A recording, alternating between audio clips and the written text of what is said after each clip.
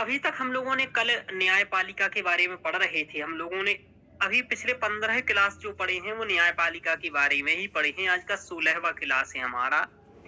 और कल हमने लास्ट में ये पढ़ा था कि भारतीय न्यायिक प्रणाली और अमेरिकी न्याय प्रणाली में क्या अंतर है और भारतीय और ब्रिटेन में क्या अंतर है न्यायपालिका के संदर्भ में। यही पढ़ा था ना शिल्पा जी? हाँ हाँ सर, यही पढ़ा था। अब हम लोगों को एक नया टॉपिक्स पढ़ना है जो अलग से दे रखा है आपके यूपीएससी ने सिलेबस में, लेकिन वो न्याय से ही संबंधित है, यानी कि न्यायिक व्यवस्था ही से ही संबंधित है, जिसे हम कहते हैं अर्ध न्यायिक निकाय। क्या कहते हैं? अर्ध न्यायिक निकाय। हाँ, अर्ध न्यायिक निकाय भी न्याय का कार्य करते हैं, लेकिन ये न्यायपालिका नहीं होते हैं। फिर ये बात ये आती है कि जब हमारे यहाँ पूर्ण न्यायिक निकाय था न्यायपालिका, तो हमें इस अर्ध न्यायिक निकाय की आवश्यकता क्यों पड़ी?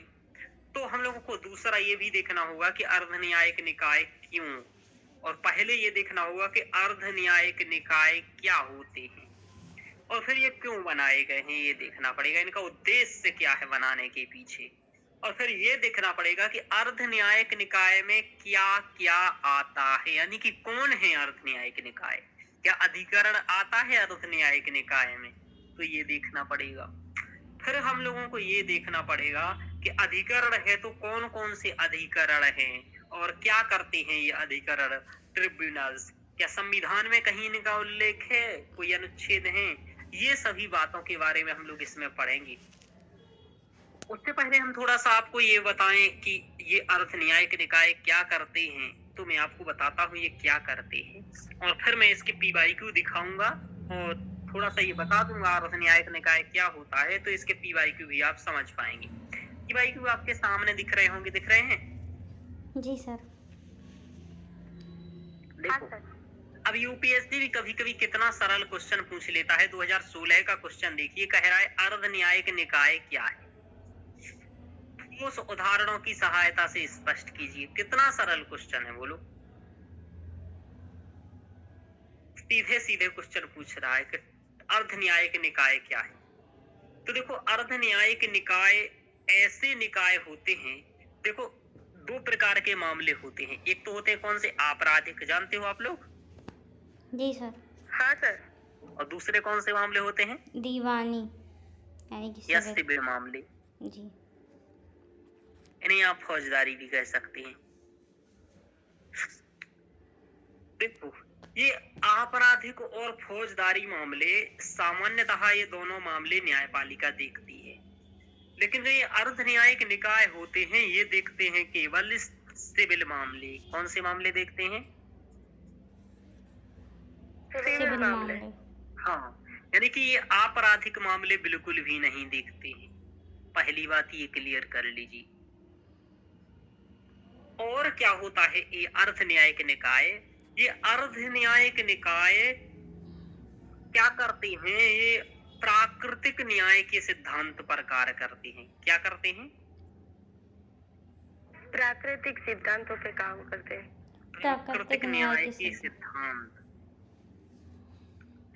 यानी कि ये ज्यादा औपचारिकताओं में नहीं पड़ते हैं, यानी कि इनकी प्रक्रिया जटिल नहीं होती है, औपचारिक प्रक्रियाएं कम होती हैं। यहाँ समझ पा रहे हो? जी सर। हाँ सर। कम औपचारिक प्रक्रियाएं,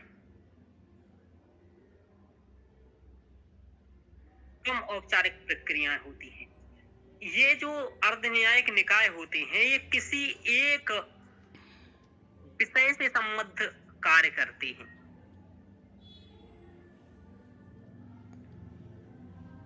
क्या करते हैं ये लिख लीजिए, लिखा नहीं है मैंने, आपको बताऊंगी। आप नोट्स के आसपास कहीं लिख सकते हैं ये बातें चाहें तो, है ना। ये सब तो मेरे दिमाग में रहता है, इसलिए मैं चीजें कुछ कुछ लिखता भी नहीं हूँ। आवाज आ रही है?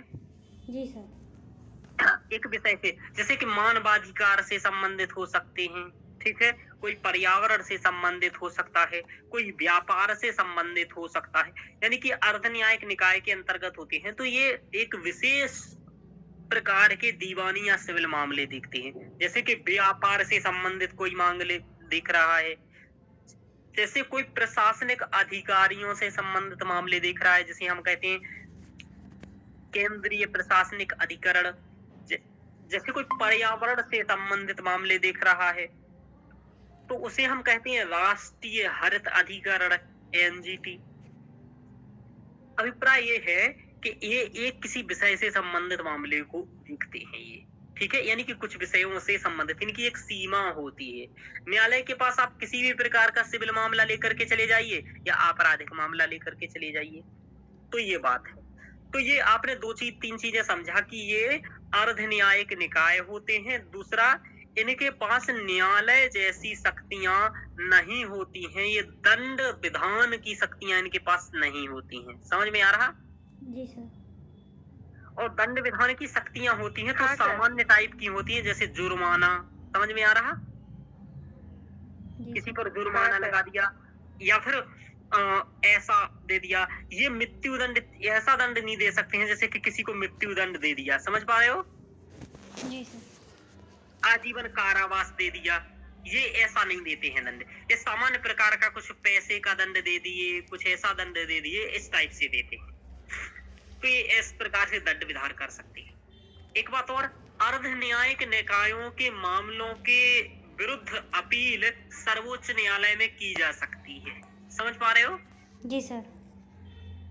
तो इनके विरुद्ध अपील सर्वोच्च न्यायालय में की जा सकती है। समझ में आ रहा शिल्पा जी? यानी हाँ कि सर। इसने कोई निर्णय दिया और आप इसके निर्णय से संतुष्ट नहीं हो अर्ध न्यायिक निकाय के, तो आप सर्वोच्च न्यायालय में अपील कर सकते हो। कहाँ कर सकते हो? सर्वोच्च न्यायालय में। सर उसके मतलब हाई कोर्ट में नहीं कर सकते, सिर्फ हाँ, सर्वोच्च हाई न्यायालय कोर्ट में भी कर सकते हो, हाई कोर्ट में भी कर सकते हो, सुप्रीम कोर्ट में भी कर सकते हो, ठीक है? Okay sir. ये कर सकती हो, अपील कर सकते हो इसके विरुद्ध। तो ये प्राकृतिक न्याय के सिद्धांत के तहत कार्य करते हैं। कम औपचारिकताएं कहते हैं, एक विषय से संबद्ध होते हैं, दंड विधान जुर्माना करते हैं। सर्वोच्च न्यायालय में इनका क्या होता है, सर्वोच्च न्यायालय के में भी इनके विरुद्ध अपील हम की कर सकते हैं। ये आपराधिक मामलों को नहीं सुनते। ये प्रीलिम्स के लिए बातें थी, समझ पा रहे हो रोशनी जी, शिल्पा जी? ये जो मैं बता रहा हूँ ना, ये प्रीलिम्स में हाँ, पूछेगा आपसे। ये मेंस के लिए तो है ही, प्रीलिम्स में ऐसे ही पूछेगा कि अर्ध न्यायिक निकाय किस प्राकृतिक सिद्धांत के न्याय के सिद्धांत पर कार्य करते हैं, कम औपचारिक प्रक्रियाएं करते हैं, एक विषय संबद्ध होते हैं, जैसे कोई पर्यावरण से संबंधित एनजीटी है, इस टाइप से होते हैं। अब आपको बताऊं, कई सारे अर्ध न्यायिक निकाय हैं। जैसे आपको बताऊं, अर्ध न्यायिक निकायों में आप यहाँ तक भी देखो कि अर्ध न्यायिक निकायों में राष्ट्रीय मानवाधिकार आयोग भी आता है। समझ पा रहे हो? जी सर।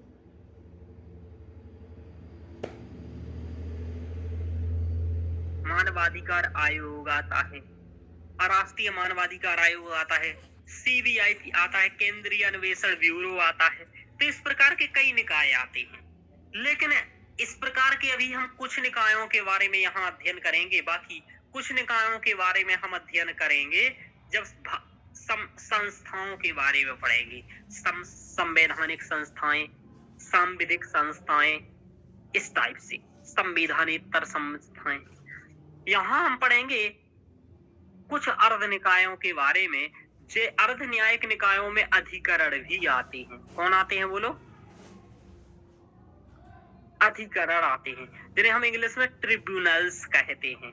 तो अर्ध न्यायिक निकाय के अंतर्गत ही क्या आते हैं, ट्रिब्यूनल आते हैं। और यहाँ हम अधिकरण के बारे में ही पढ़ेंगे।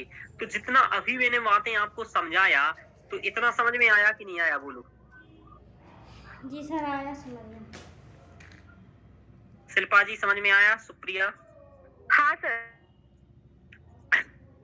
अब देखिए, कुछ ना आया हो तो पूछ लेना। अब देखो मैं आगे बताता हूँ। अब क्वेश्चन क्या बना है इससे और क्या बनेंगे वो देख लीजिए। अब अर्ध न्यायिक निकाय की मैं थोड़ा सा बता दूं क्या है। चलिए अब देखो, अब कुछ क्वेश्चन, तो पहला क्वेश्चन तो सभी को समझ में आ गया होगा कि अर्ध न्यायिक निकाय क्या है। ठोस उदाहरणों की सहायता से स्पष्ट कीजिए। दूसरा क्वेश्चन देखो, अब क्या होता है, ये क्वेश्चन कह रहा है कि आप इस मत से कहां तक सहमत हैं कि अधिकरण जो होते हैं वो सामान्य न्यायालयों की अधिकारता को कम करते हैं। समझ पा रहे हो? ये कह रहा हाँ है सर। एक तो होते हैं हमारे सामान्य न्यायालय जैसे सुप्रीम कोर्ट, हाई कोर्ट, जिला कोर्ट, डिस्ट्रिक्ट कोर्ट, ये सभी। तो कह रहा है कि इन न्यायालयों की अधिकारता को कम करता है अधिकरण। क्यों? क्योंकि देखो ये संयम मामले देखता है, ठीक है। और दूसरी सबसे आपको बड़ी बात बताऊं कि न्यायालय में जो न्यायाधीश होते हैं वो न्यायिक प्रक्रिया के माध्यम से चयनित होकर के आते हैं, लेकिन अधिकरणों में दो प्रकार के सदस्य होते हैं। कितने प्रकार के सदस्य होते हैं? दो प्रकार की। दो प्रकार के सदस्य। एक तो होते हैं कार्यपालिका द्वारा नियुक्त, समझ में आ रहा? जी सर। यानी कि कार्यकारी सदस्य होते हैं, और एक होते हैं न्यायिक सदस्य। और इनकी नियुक्ति प्रक्रिया में कार्यपालिका का बहुत बड़ा रोल होता है। तो देखो, जब कार्यपालिका के लोग अधिकरणों में होंगे तो अधिकरण में के और केस किसके विरुद्ध हो रहे हैं? राज्य के विरुद्ध। यानी कि कार्यपालिका के विरुद्ध ही केस करता है, कोई भी करता है। तो अधिकरण के लोग में यदि कार्यपालिका के लोग होंगे तो ये सर्वोच्च न्यायालय के अधिकार को कम करेंगे। जैसे आप सोचो, एक सिविल मामला था पर्यावरण से संबंधित, समझ पा रहे हो? जी सर। समझना बात, समझ पा रहे हो? मोदी जी के खिलाफ मान लीजिए एक पर्यावरण से संबंधित मुद्दा था। अब आपके पास शिल्पा जी दो विकल्प है। एक तो आप सुप्रीम कोर्ट जा सकते हो और एक जा सकते हो अधिकरण के पास। समझ में आ रहा? हाँ सर। अब देखो, मोदी जी का केस है तो मोदी जी कहाँ भिजवाना पसंद करेंगे? न्यायालय के पास या अधिकरण के पास जिसमें उनके स्वयं के सदस्य हैं कुछ? सर अधिकरण के पास भेजेंगे। अधिकरण के पास भेजेंगे क्योंकि अधिकरण में उन्हीं के सदस्य हैं कार्यपालिका के द्वारा जो नियुक्त की गए हैं। तो यहाँ पे केस जीतने की संभावना ज्यादा है। तो ऐसा इसलिए चूंकि अधिकरण में कार्यपालिका का ज्यादा प्रभाव होता है और इसलिए ये क्या करते हैं? सामान्य न्यायालयों की अधिकारता को कम करते हैं। तो यही पूछ रहा है, क्या आपको ऐसा लगता है कि सामान्य न्याय अधिकरण सामान्य न्यायालयों की अधिकारता को कम करते हैं? तो आपको बताना है हाँ करते हैं, तो वो आपको बताना है। तो दूसरा बताना है कि नहीं करते हैं वो, यानी कि अधिकरण के पक्ष में तर्क और विपक्ष में तर्क। समझ में आ रहा? मतलब सर ऐसे क्वेश्चन पूछे तब सर दोनों तर्क देने हैं, हाँ में भी और ना में भी? जी, आपको दोनों बताने हैं कि दोनों बताना है। आपको एक तरफ नहीं कहना है, दोनों तरफ की बात कहना है। यानी कि इसमें चुनौतियां क्या हैं अधिकरण में? यानी कि जब पूर्ण न्यायिक निकाय हैं, मैंने पहले ये बात कही थी, तो फिर अर्ध न्यायिक निकाय क्यों भाई? इनको बनाया ही क्यों है? इसी में सब कुछ ठीक कर लो। तो इनका बनाने के पीछे कुछ ना कुछ अच्छा उद्देश्य रहा होगा। तो वो अच्छा उद्देश्य क्या है? वो इसके पक्ष में तर्क होंगे। और इसमें दिक्कत क्या है? इसकी दिक्कत सबसे बड़ी यही दिक्कत है कि ये सामान्य न्यायालयों की अधिकारता को कम करती, क्योंकि इसमें कार्यपालिका का हस्तक्षेप ज्यादा होता है, जबकि न्यायालय में क्या नहीं होता है? कार्यपालिका का हस्तक्षेप नहीं होता है। ध्यान रखो। शिल्पा जी, आप क्या करना कि जो मेरे 10 लेक्चर है वो जल्दी से पढ़ लेना। इससे क्या होगा, आपकी समझ बन जाएगी पॉलिटी में, वहीं से समझ बनेगी। यहाँ से ज्यादा वो 10 लेक्चर काम के हैं। समझ पा रहे हो? सर एक साथ देखूं या समझ के देखूं? थोड़ा एक एक करके, एक दो दिन ज्यादा ले लूं वो चलेगा, पर समझूं अच्छे से उस लेक्चर को। हाँ वही एक एक करके ही समझो, आराम से बस इस चीजों को समझते जाओ, जिससे कि क्या हो आपका बेसिक क्लियर हो जाए। सुप्रिया, यही बात मैं आपसे कहा था, तो आपने तो देखना नहीं है। वो देख के रटो उन चीजों को, मतलब रटना ही पड़ेगा, यहाँ सब रटना पड़ता है। ठीक है, चलिए फिर पूछ रहा है क्वेश्चन में कि उपर्युक्त को दृष्टिगत रखते हुए भारत में अधिकरणों की संवैधानिक वैधता तथा सक्षमता की विवेचना कीजिए कि क्या इनका संवैधानिक वैधता है और इसकी विवेचना आपको करनी है इस चीज के उसमें। अब देखो और क्या पूछ रहा है, कह रहे केंद्रीय प्रशासनिक अधिकरण, इसे कैट कहते हैं, मैं बार बार बोलता हूं आपसे, ठीक है। CAT, केंद्रीय प्रशासनिक अधिकरण, जिसकी स्थापना किस लिए की गई थी वो बता रहा है, वो खुद ही बता रहा है क्यों की गई थी। कह रहा है जिसकी स्थापना केंद्रीय सरकार के कर्मचारियों द्वारा उनके विरुद्ध शिकायतों एवं विवादों के निवारण हेतु की गई थी।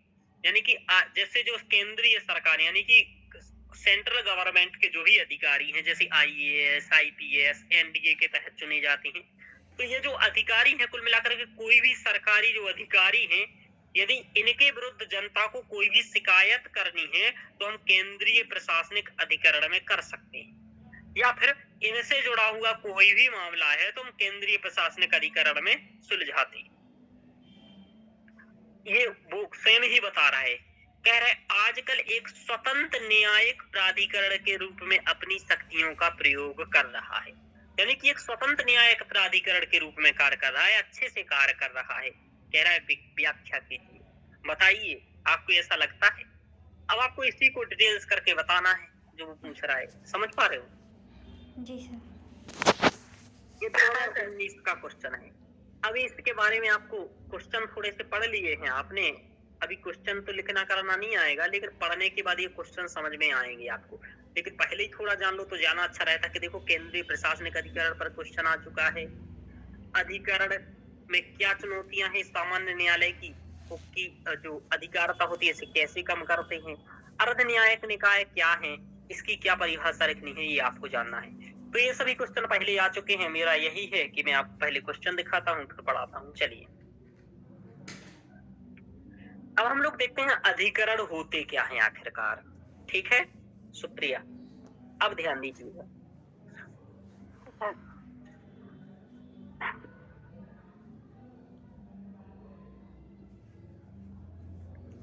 ये अधिकरण एक प्रशासनिक निकाय है, ठीक है, जिसे हम अर्ध न्यायिक कर्तव्यों का निर्वहन करने के उद्देश्य से स्थापित किया जाता है। जैसे मैंने आपको बताया कि इनका ये क्या करते हैं, ये अर्ध न्यायिक कर्तव्यों का निर्वहन करती हैं। जैसे कि व्यापार से संबंधित कोई मामला हो गया, तो ये दीवानी मामलों से संबंधित जो होते हैं उनके बारे में निर्णय देते हैं। इनकी स्थापना इसलिए की जाती है, मैं आपको बताऊं कि देखो इनकी स्थापना के पीछे मूल क्या रहता है वो भी मैं बता देता हूं आपको। देखो इनकी स्थापना के पीछे मूल उद्देश्य रहता है कि सामान्य न्यायालय के पास कितने केस पेंडिंग है बोलो? 4.7 करोड़ सर। हाँ 4.7 करोड़, लगभग 5 करोड़ के करीब मामले हैं। अधीनस्थ न्यायालय में 2.7। हाँ 2.78 करोड़ मामले हैं। तो अधीनस्थ न्यायालयों में मामले पेंडिंग हैं। एक मिनट रुकिएगा, पानी गिर गया है।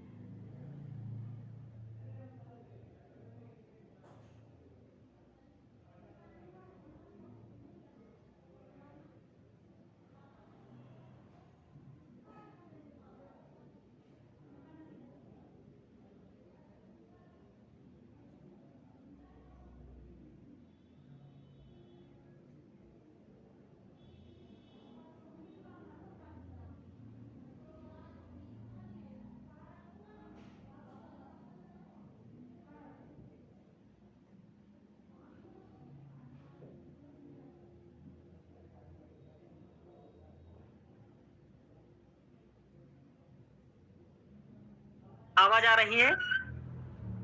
हाँ सर। हाँ क्या हुआ, ये पानी गिर गया था थोड़ा, मैं पानी पी रहा था, गिलास बिस्तर पर रख दिया तो बिस्तर पर पानी गिर गया। चलिए आगे चलते। देखिए क्या है कि 4.7 करोड़ यानी कि 5 करोड़ के करीब केस पेंडिंग है। अब देखो इतने सारे केस पेंडिंग हैं तो इनको सामान्य न्यायालयों में केस कम हो इसलिए इनकी स्थापना की गई है। तो क्यों की गई है? लंबित मामलों में कमी करने के लिए। क्यों की गई है बताइए? लंबित मामलों में कमी करने के लिए। हाँ कमी हो सके क्योंकि बहुत सारे केस पेंडिंग हो चुके हैं। अब देखो एक उद्देश्य और है, सबसे बड़ा उद्देश्य, मूल उद्देश्य तो एक तो ये है कि लंबित मामलों को करना है। इससे एक और मूल उद्देश्य है इन अधिकरणों को स्थापित करने का। देखो शिल्पा जी, यदि आपको मैं व्यापार का काम दूं और आप रेगुलर व्यापार से ही संबंधित कार्य करो 20 वर्ष तक, तो आपको अच्छा अनुभव होगा कि नहीं होगा बताइए। हाँ सर। और वहीं मैं दूसरी जगह आपको 20 काम दूं और एक एक वर्ष में 20 काम करवाऊं, तो आपको ज्यादा अनुभव हो जाएगा।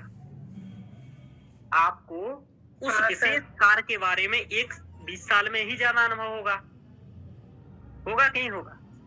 हाँ सर। हाँ, तो यहाँ कार्य दक्षता हो जाती है। क्या होती है बोलिए। कार्य दक्षता। हाँ, कार्य दक्षता होती है और न्यायिक निर्णयों में गुणवत्ता होती है। क्या होती है। न्यायिक निर्णयों में गुणवत्ता। हाँ, गुणवत्ता क्यों होगी बताइए। सर वो काम आप रेगुलर दोगे ना, इसलिए। हाँ, क्योंकि ये अधिकरण क्या करते हैं, जैसे कि पर्यावरण से संबंधित मामले कोई देख रहा है, जैसे एनजीटी क्या करता है, पर्यावरण से संबंधित मामले देखता है। इसका नाम है नेशनल ग्रीन ट्रिब्यूनल, राष्ट्रीय हरित प्राधिकरण। तो ये क्या करता है, ये केवल पर्यावरण से संबंधित मामले देखता है।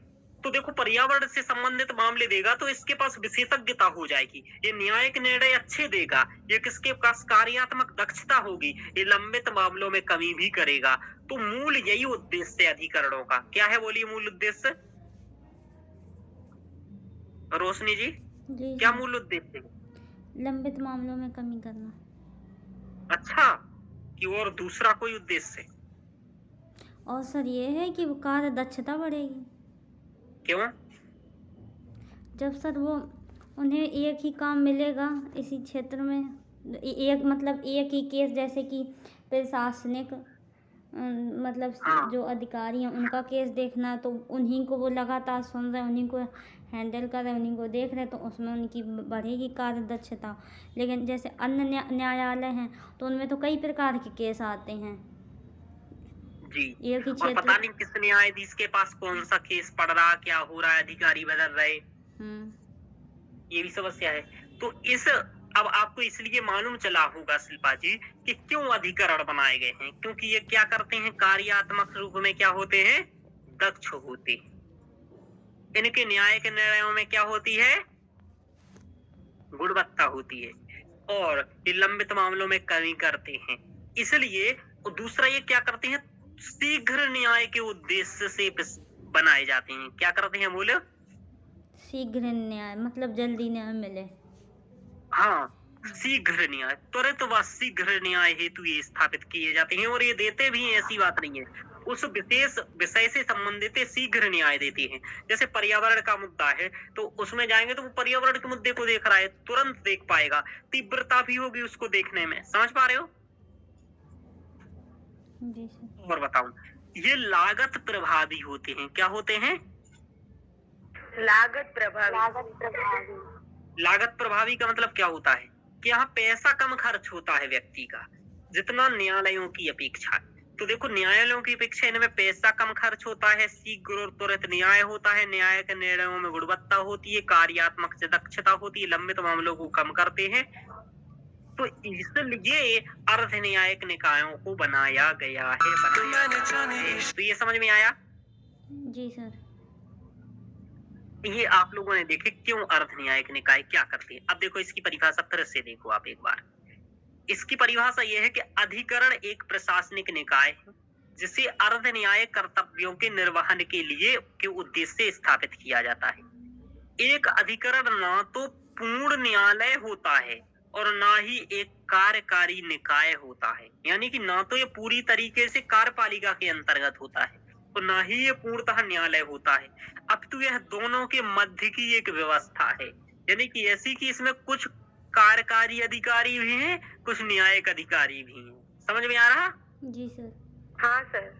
हाँ, तो सर जैसे आपने ये लिखा है कि अधिकरण क्या है, तो सर आपने इसमें मतलब एक पॉइंट टू लिखा है, पर सर पैराग्राफ ज्यादा लिखा है। तो सर ये एग्जाम में मतलब क्वेश्चन में इतना बड़ा पैराग्राफ लिख सकते हैं क्या, कि छोटा करना पड़ेगा थोड़ा।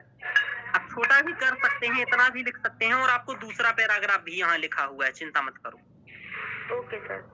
देखो, ये लिखा है कि अधिकरणों की स्थापना सामान्य न्यायालयों की अपेक्षा प्राकृतिक प्रक्रियात्मक जटिलताओं को कम करते हुए त्वरित न्याय प्रदान करने के उद्देश्य से की गई है।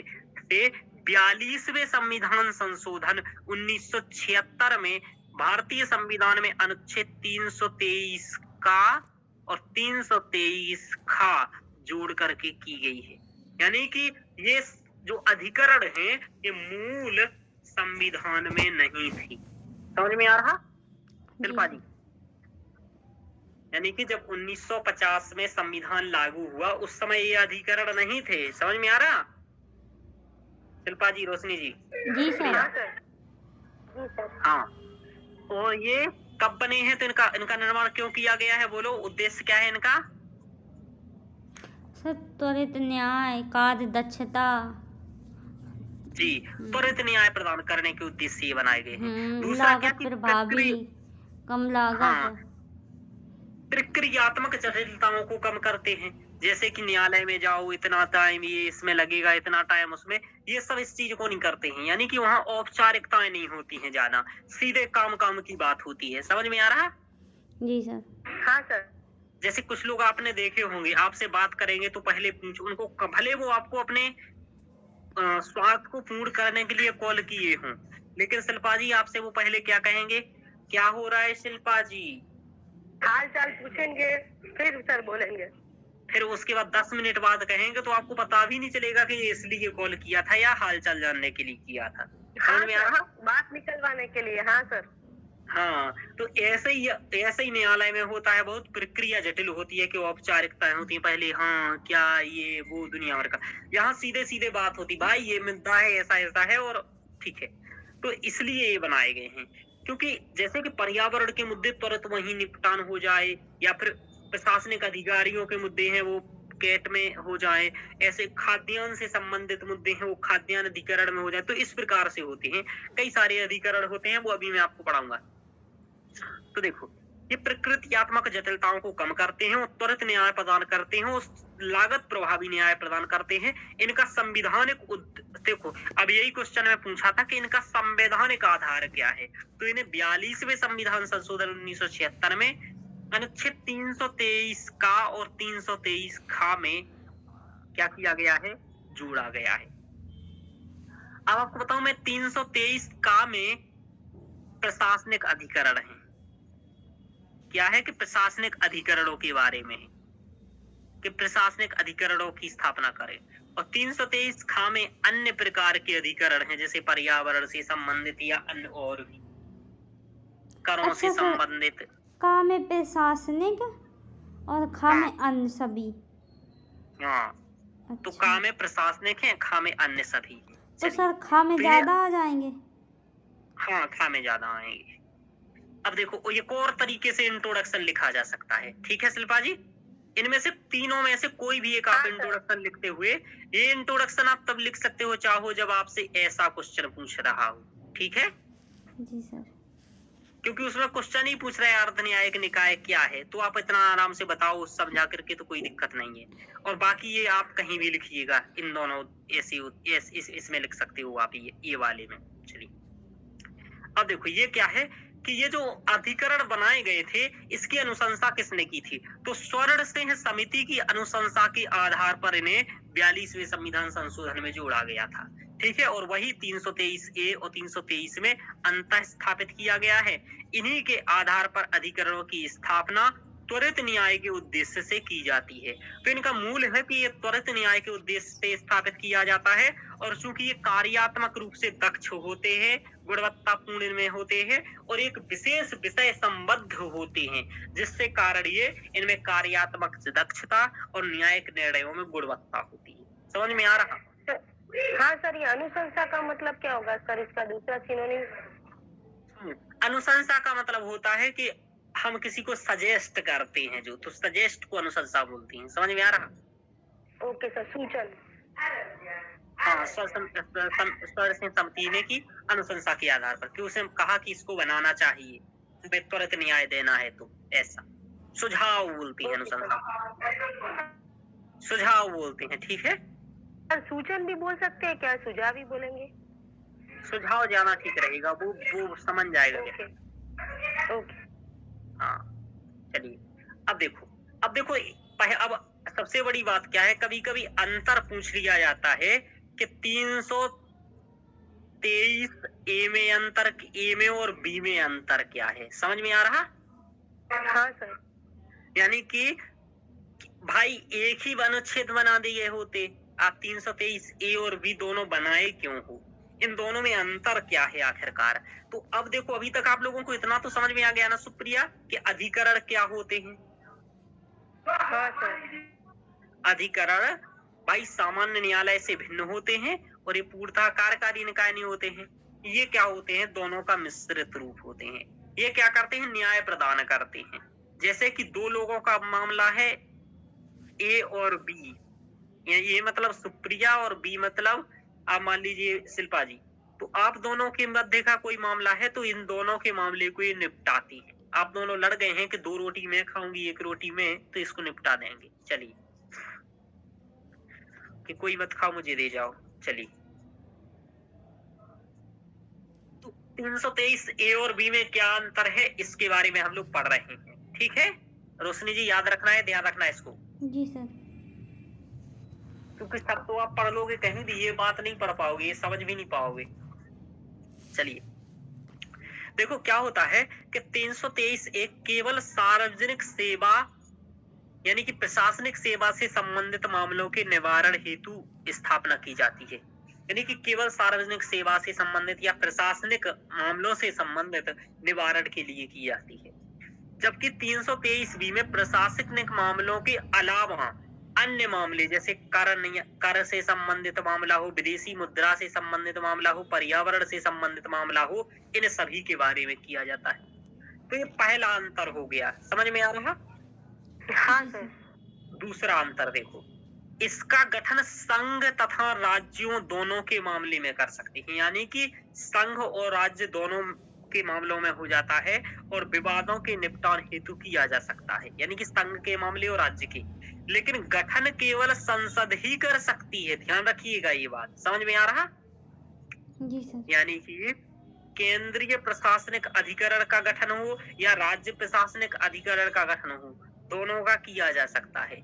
लेकिन केंद्रीय प्रशासनिक अधिकरण का गठन और राज्य प्रशासनिक अधिकरण का गठन करेगी कौन? संसद ही। कौन करेगी? संसद। हाँ, और ये प्रीलिम्स में पूछी जाएंगी आपको, ध्यान रखिएगा इन दोनों के अंतर, कि प्रीलिम्स के लिए इम्पोर्टेंट है। इसका गठन केंद्र व राज्य सरकार द्वारा स्वयं के मामले निपटान हेतु किया जा सकता है। यानी कि अनुच्छेद 323 बी के तहत केंद्र सरकार भी गठन कर सकती है और राज्य सरकार भी। राज्य सरकार भी कर सकती है। समझ में आया रोशनी जी ये बात? जी सर। हाँ, ये पहली बार मालूम चला आपको? सर पढ़ा ही नहीं है तो पहली बार क्या मालूम चलेगा। अच्छा, पढ़ा ही नहीं है आपने, ठीक है ठीक है। अच्छा शिल्पा जी, आपने पढ़ा है मतलब पहले? सर ये इतना मतलब डीपली नहीं पढ़ा सर। अच्छा, मतलब थोड़ा बहुत पढ़ा है ना? सर थोड़ा बहुत तो पढ़ा है, लेकिन इतना डीप में नहीं पढ़ा सर। ये चीज तो एक्सेप्ट करने से ही रही। हाँ, अच्छा, नहीं बिल्कुल है, और इतना ही स्पष्ट क्लियरिटी तो हो आप जो सर पढ़ रहे हो। बात इसका गठन तो 300 ए और 300 बी दोनों में केंद्र या राज्य सरकार ही गठन कर रही है। कहाँ? इसमें केंद्र सरकार और राज्य सरकार दोनों कर सकती हैं, इसमें केवल केंद्र संघ सरकार करेगी। समझ में आ रहा? इसमें ओके सर। इसका गठन संघ तथा राज्य दोनों के मामले विवादों के निपटान हेतु। अच्छा सर, मामलों के विवादों हेतु, यानी कि सरकारी, देखो इसका ऐसा नहीं है राज्य प्रशासनिक अधिकरण का गठन नहीं हो सकता है, लेकिन वो करेगी केवल संसद ही। समझ में आ रहा? अच्छा, राज्य नहीं कर सकती, मतलब विधानसभा नहीं कर सकती। हाँ, लेकिन जो ये वाले अधिकरण है 323 बी के तहत, वो केंद्र सरकार और राज्य सरकार दोनों गठन कर सकती, ठीक है? जी सर। हाँ, ये पूछा जाता है टेस्ट सीरीजों में अंतर, चूंकि ये कंसेप्चुअल क्लियरिटी है। हाँ और एक सर। बात मैं आपको बताऊं, मेरे जो मेंस की ये पढ़ रहे हो ना शिल्पा जी, आप ये पढ़ोगे तो आपके प्रीलिम्स में 5-7 क्वेश्चन सभी से एक्स्ट्रा सही होंगे, कंसेप्चुअल वाले। समझ पा रहे हो? हाँ सर। क्योंकि कंसेप्चुअल क्लियरिटी नहीं हो पाती, बाकी तो सब हो जाता है, इतना एकदम विशेष मालूम नहीं रहता कि ऐसा भी होता है। चलिए, तो दोनों में अंतर पूछ ले तो कैसे लिखोगे, तो यही आपको बताना होगा कि इसका गठन, तो समझ में आया ये पॉइंट रोशनी जी? जी सर। हाँ सर। चलिए, अगला पॉइंट समझते हैं इन दोनों के बारे में। इसकी स्थापना, संरचना, पदानुक्रम का कोई उल्लेख नहीं है, लेकिन इसकी संरचना में पदानुक्रम का उल्लेख निहित है। यानी कि ये एक पद होगा, उसके नीचे ये होगा, उसके नीचे ये होगा, ऐसा। इसमें कोई पदानुक्रम का कोई अंतर नहीं, तो ये पदानुक्रम का अंतर है दोनों में, ये है। आगे देखो, इसमें क्या है कि प्रशासनिक अधिकरण के निर्णय के विरुद्ध अपील पूर्व में केवल उच्च न्यायालय में की जा सकती थी। हालांकि 1997 में एल चंद कुमार के निर्णय के बाद उच्च न्यायालय में भी की जा सकती है, और इनके मामलों में 323B के मामले में सर्वोच्च न्यायालय और उच्च न्यायालय दोनों में की जा सकती है। ठीक है, समझ में आया? जी सर, तो दोनों में ही की जा सकती है वो तो सर। हाँ, अब दोनों में की जा सकती है, हाँ। मतलब एल चंद कुमार के बाद। ठीक है, हाँ, ये तो दोनों सर समान ही मान सकते हैं। हाँ, तो ये समानता समान में मान सकते हैं, लेकिन पहले नहीं था ना, तो हाँ। इसका उल्लेख भी करना पड़ेगा। हाँ। हाँ, तो मतलब स्पष्ट रहे तो ज्यादा अच्छा है, क्लियरिटी आपको रहे कि पहले ऐसा नहीं होता था। बात सही है। हाँ सर। बाकी अभी तो है, तो वो सेम ही, तो हाँ। समानता में इस पॉइंट को आप यूज कर लीजिएगा। ठीक है, जी सर। चलिए, महत्वपूर्ण अधिकरण, यानी कि केंद्रीय प्रशासनिक अधिकरणों में कोई महत्वपूर्ण अधिकरण हो तो ये कब अधिकरण है? केंद्रीय प्रशासनिक अधिकरण। यानी कि आप लोग IAS बनोगे और कोई मामला हो गया तो आपका मामला कहाँ जाएगा, बोलो? सर केंद्रीय प्रशासनिक अधिकरण, केंद्रीय प्रशासनिक हाँ, अधिकरण। और ये गठन इसका किया गया था 1985 में। कब किया गया था? 1985 में। अब आपको मालूम चला कि ये इकलौता है, इसलिए इसके बारे में क्वेश्चन पूछा। समझ में आया शिल्पा हाँ जी? सर। हाँ सर। सर इसमें तो एक ही है, इसमें और अन्य में तो पता नहीं कितने होंगे सर, अनगिनत होंगे। हाँ, लेकिन बी में उसमें भी कुछ महत्वपूर्ण हैं जो आपको पढ़ने हैं और वही पूछे जाएंगे। जैसे उसमें एक सबसे ज्यादा महत्वपूर्ण है, NGT। वो हाँ, वही पूछा जाएगा आपसे, राष्ट्रीय हरित अधिकरण क्या है? राष्ट्रीय हरित, सर प्राधिकरण कहते हैं, अधिकरण। हाँ, इसे नेशनल ग्रीन ट्रिब्यूनल, ये आपसे पूछा जाएगा और ये बहुत इंपॉर्टेंट है, इसके बारे में पढ़ाएंगे। एक और है आयकर अपीलीय अधिकरण। ये कर से संबंधित यदि कोई मामला होता है तो ये देखता है, कौन देखता है?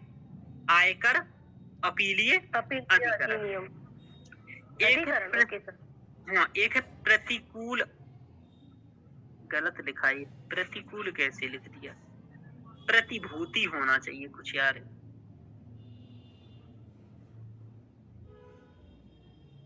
ये अभी प्रतिभूति होना चाहिए, है ना? Okay sir. इसको अभी आप मत लिखिएगा, इसका नाम अभी मत लिखिएगा, आप ये छोड़ दीजिए। इसमें प्रतिभूति अपीलीय अधिकरण सेबी वगैरह के बारे में था, ये शायद वही है, छोड़िए, गलत लिखा है ये नाम। मैं एक बार चेक करके फिर बताऊंगा इसका। प्रतिस्पर्धा अपीलीय अधिकरण, यानी कि प्रतिस्पर्धा के संबंध में जो होता है तो वो है, और इसी के बारे में इस बार क्वेश्चन पूछा गया था।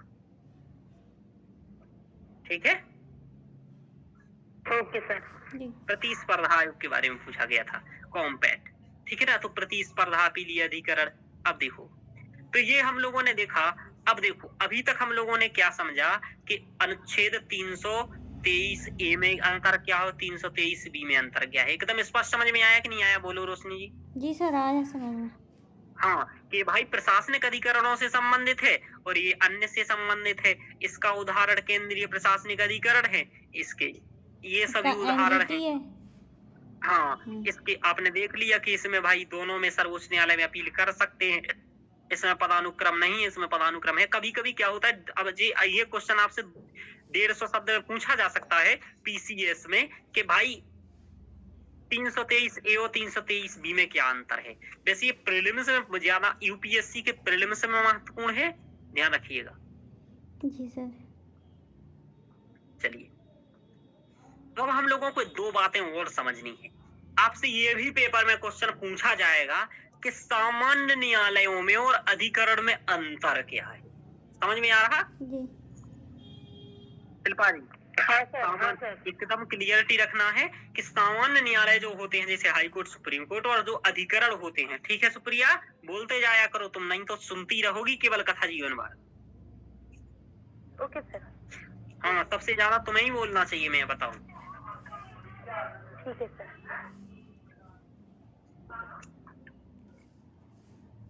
ना है पूछो आराम से, कोई दिक्कत नहीं है। चलिए, तो देखो सामान्य न्यायालय में और अधिकरण में क्या अंतर है, अब वो पढ़ेंगे।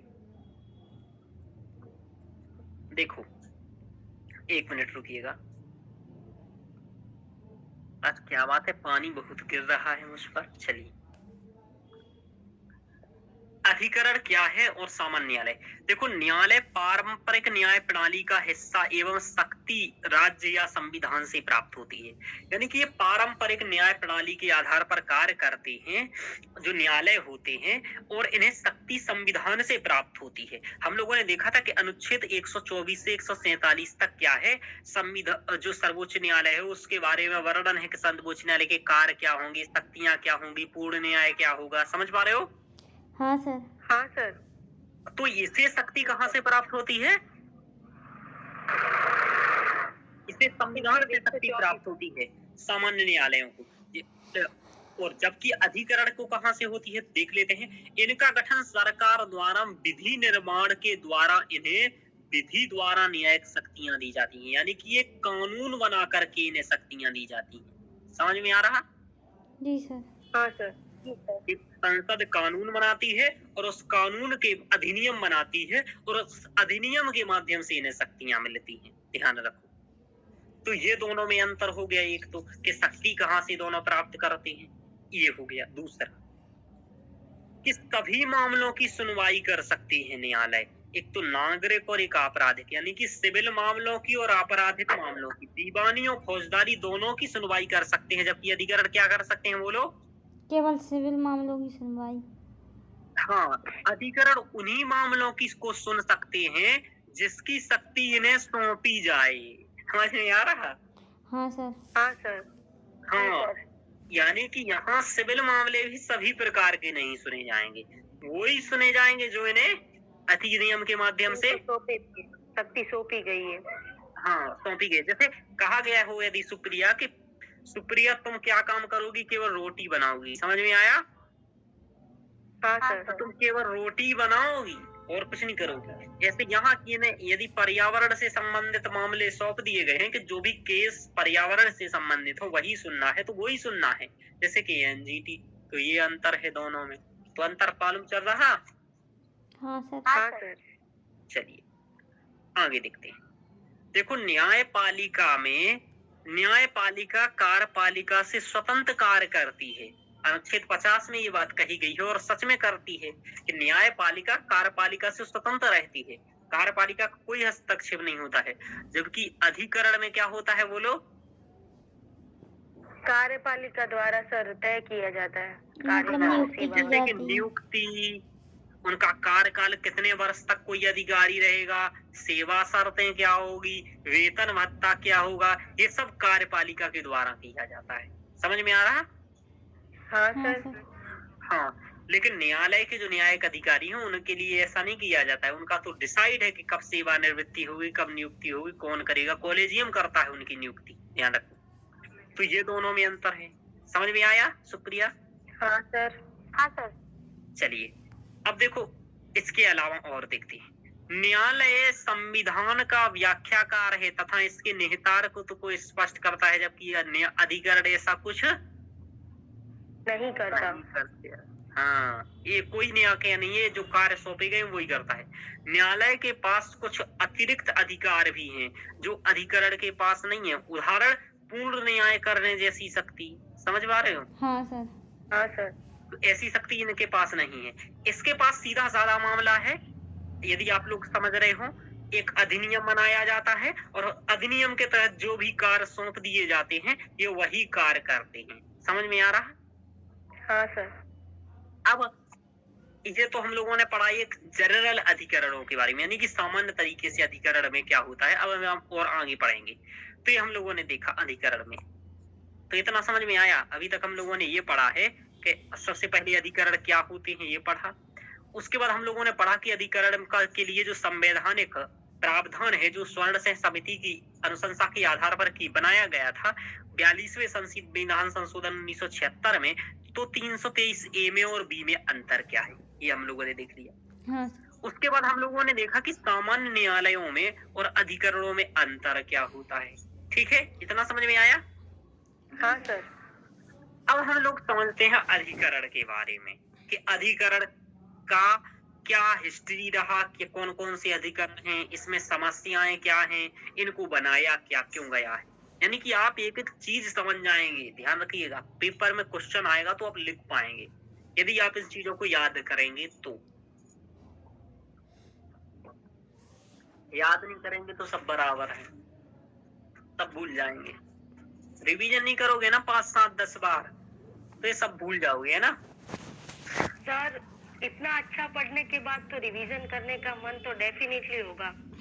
हाँ, तो करना चाहिए, क्योंकि ऐसा आपको एकदम स्पष्ट बता रहा हूँ, पढ़ा रहा हूँ, तो अच्छा फायदा लीजिएगा। चलिए, तो पहला फैक्ट, कुछ फैक्ट याद रखने हैं कि देखो इसको किसकी अनुशंसा पर बनाया गया था, बोलो? स्वर्ण सिंह समिति। Very good. कौन से संविधान संशोधन के माध्यम से बनाया गया था और कब बनाया गया था? 42वें संविधान संशोधन अधिनियम 1946 76। जी सर। अनुच्छेद का प्रावधान कौन से अनुच्छेद में वर्णन है अधिकरण का? 323 ए 323 बी। हाँ, और संविधान लागू होने के समय ये नहीं था। ये 4-5 फैक्ट प्रीलिम्स के लिए याद रखिएगा, वो इंट्रोडक्शन के लिए याद रखिएगा। आप सीधा इन्हीं से इंट्रोडक्शन लिख सकते हैं। सर का क्या मतलब होगा? Constitution amendment act. Okay sir. संविधान संशोधन अधिनियम। चलिए, तो ये 4-5 फैक्ट याद रहेंगे तो इन्हीं से इंट्रोडक्शन स्टार्ट कर सकते हो आप, कुछ और नहीं आ रहा है। तो कि स्वर्ण सिंह समिति की अनुशंसा पर 42वें संविधान संशोधन 1976 में अनुच्छेद 323 ए और 323 बी में अधिकरणों की स्थापना का प्रावधान किया गया है। समझ पा रहे हो? जी सर। हाँ सर। हाँ, तो इसी से इंट्रोडक्शन याद किया जा सकता है। तो कुछ तथ्य याद रखने, चलिए ये सब पढ़ चुके हम लोग। अब देखो संविधान अधिकरण से संबंधित चुनौतियां क्या हैं। यानी कि अधिकरण, तो देखो सबसे पहले अधिकरण में कई सारे अधिकरणों के लाभ हैं। लाभ क्या है, सबसे पहले मैं आपको अधिकरण के लाभ बढ़ाता हूँ, फिर चुनौतियां बताऊंगा। अधिकरण के लाभ देख लो पहले, चुनौतियां बना देंगे तो मूड खराब हो जाएगा। चलिए, अधिकरण के लाभ ये हैं कि न्यायालय में लंबित जो वाद हैं उनको कम करती हैं। जैसे राष्ट्रीय न्यायिक डेटा ग्रिड के अनुसार 4.7 करोड़ मामले हैं। समझ में आ रहा? तो वैकल्पिक तंत्र की आवश्यकता है कि नहीं है, बताइए? देखो, जो न्यायपालिका है, समझ पा रहे हो शिल्पा जी, वो लंबित वाद कम कर नहीं पा रही है, तो कुछ वैकल्पिक समाधान चाहिए कि नहीं चाहिए, बोलो रोशनी जी? चाहिए सर, कि जो लंबित वादों को कम कर सके, क्योंकि वहां तो वाद हो ही नहीं पा रहे, वहां तो बहुत पेंडिंग है। तो वैकल्पिक तंत्र की आवश्यकता है और उसी आवश्यकता को पूर्ण करने के लिए अधिकरण की आवश्यकता है। समझ में आ रहा? अब देखो आपसे क्वेश्चन बनेगा कि अधिकरणों की भूमिका की चर्चा कीजिए, अधिकरणों के महत्व को बताइए, या अधिकरण की आवश्यकता क्यों है, या अधिकरण का गठन क्यों किया गया है। ये सबके लिए एक ही टाइप के पॉइंट प्रयोग होंगे। समझ में आ रहा है शिल्पा जी? हाँ सर। हाँ, तो लंबित वादों में कमी के लिए इनकी आवश्यकता थी। इसका महत्व यह है कि लंबित वादों में कमी करते हैं। इसकी भूमिका यह है कि इन्होंने लंबित वादों को कम किया है। चलिए आगे चलते हैं। इनका मूल उद्देश्य क्या है? तो मूल उद्देश्य यह है कि क्षेत्र विषयक, इसमें कि इनमें क्या होती है, विशेषज्ञता होती है। क्या होती है? क्षेत्र विशेषता। जैसे कि न्यायिक ज्ञान के साथ ही साथ समग्र क्षेत्र का भी इन्हें ज्ञान होता है। जैसे कि राष्ट्रीय हरित अधिकरण में मुद्दों हेतु पर्यावरणविद तथा विशेषज्ञता होती है। यानी कि पर्यावरणविद जो है या पर्यावरणीय जो ज्ञान की आवश्यकता है। तो यानी कि इन्हें न्यायिक ज्ञान तो होता ही है, न्यायिक ज्ञान के साथ क्या होता है, बोलो रोशनी जी, क्यों नहीं बोल रही हो? आवाज आ रही है? क्षेत्र का ज्ञान भी होता है। हाँ सर। हाँ, जैसे क्या हुआ, इन लोगों को आवाज नहीं आ रही है क्या? आ रही है सर आवाज। तो क्या हुआ रोशनी जी, कुछ नहीं सर। तो बोल क्यों नहीं रही तब से? सर बोल तो रहे हैं। हाँ, सोना नहीं है, हाँ ठीक है, चलिए। तो पर्यावरण यानी कि इनके संबद्ध क्षेत्र का ज्ञान होता है, जैसे पर्यावरण का इत्यादि का। चलिए और आगे बताइए। तो क्यों इनमें ये का मूल उद्देश्य क्या है कि ये क्षेत्र विषय के विशेषज्ञ होते हैं और जिसकी सेवाएं देते हैं, जैसे कि ये जिस विषय से संबंधित कार्य करते हैं वो। दूसरा इनका उद्देश्य क्या है कि ये त्वरित व समयानुकूल न्याय प्रदान करते हैं। क्या करते हैं? त्वरित एवं समयानुकूल न्याय प्रदान करते।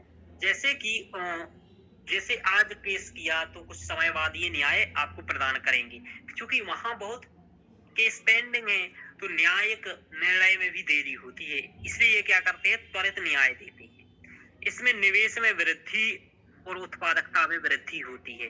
भाई व्यक्ति निवेश में वृद्धि यानी कि जल्दी से निवेश में वृद्धि, जैसे कि भाई फिर भाई वो अपना दूसरा कार्य करेगा तो उत्पादकता में वृद्धि होती है, त्वरित न्याय देंगे तो।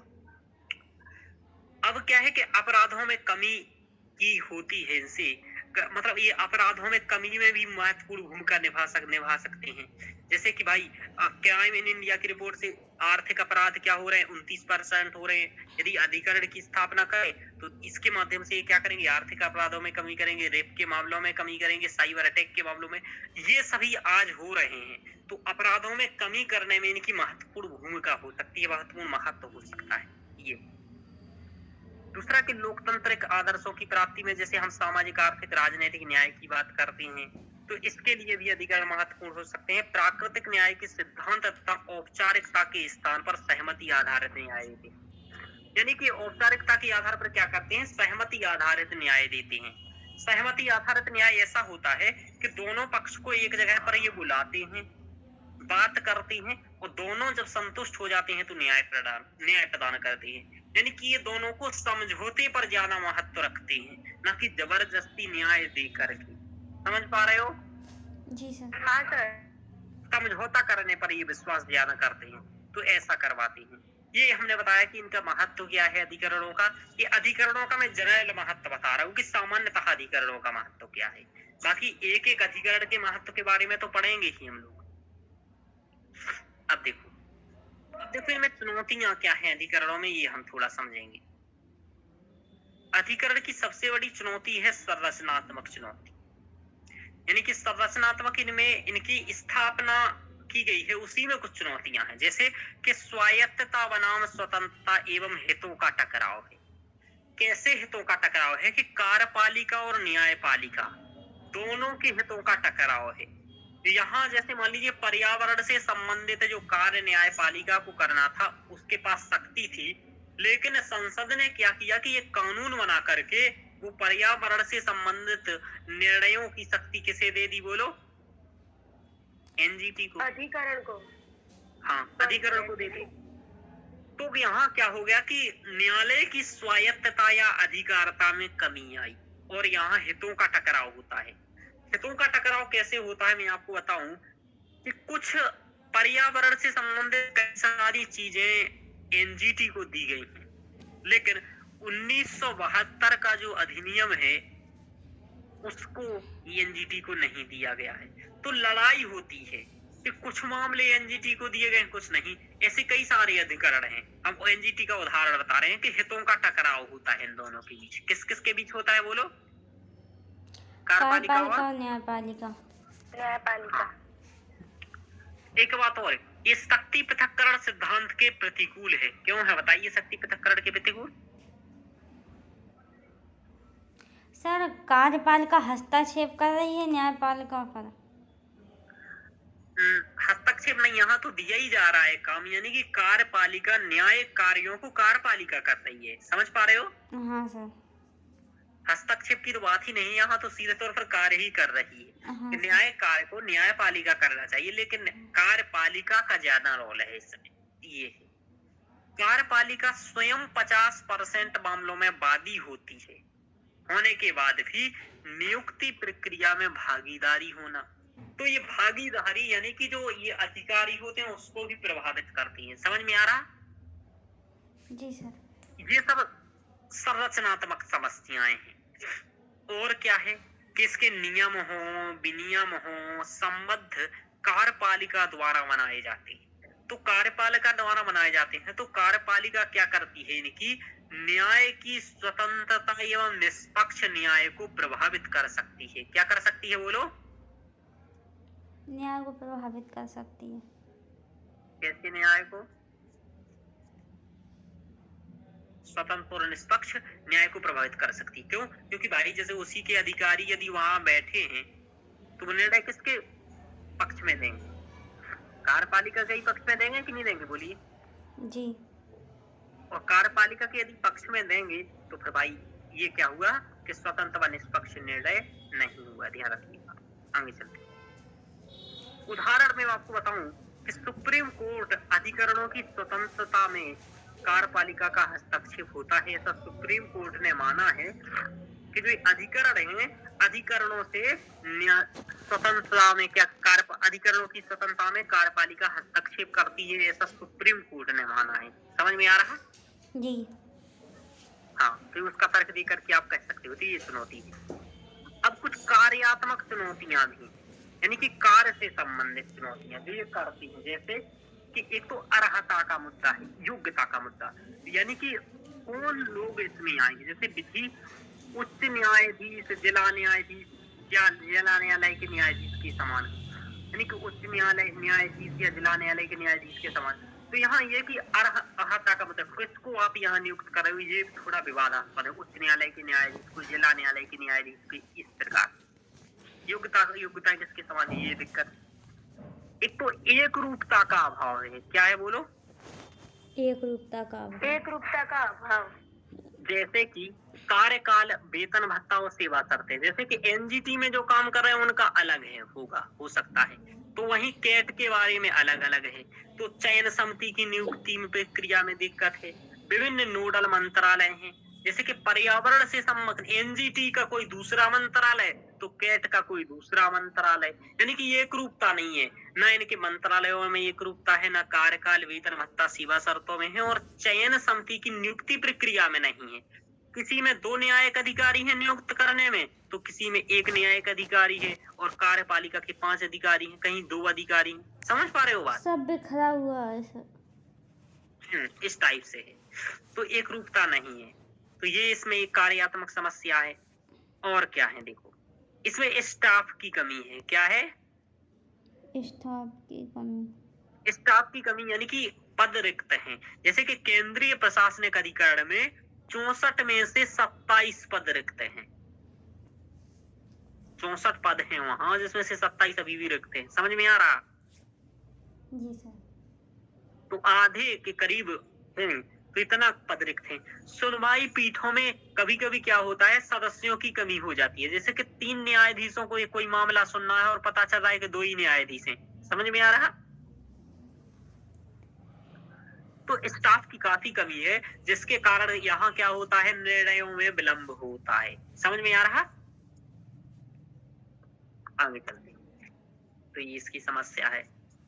आपको देखो समस्याएं पढ़ के रखना है, सब कुछ पढ़ के रखना है। लंबित मामलों की उच्च दर है। क्या है? लंबित मामलों की यहाँ भी क्या है, उच्च दर है। ध्यान रखिएगा, यानी कि यहाँ भी मामले लंबित हैं।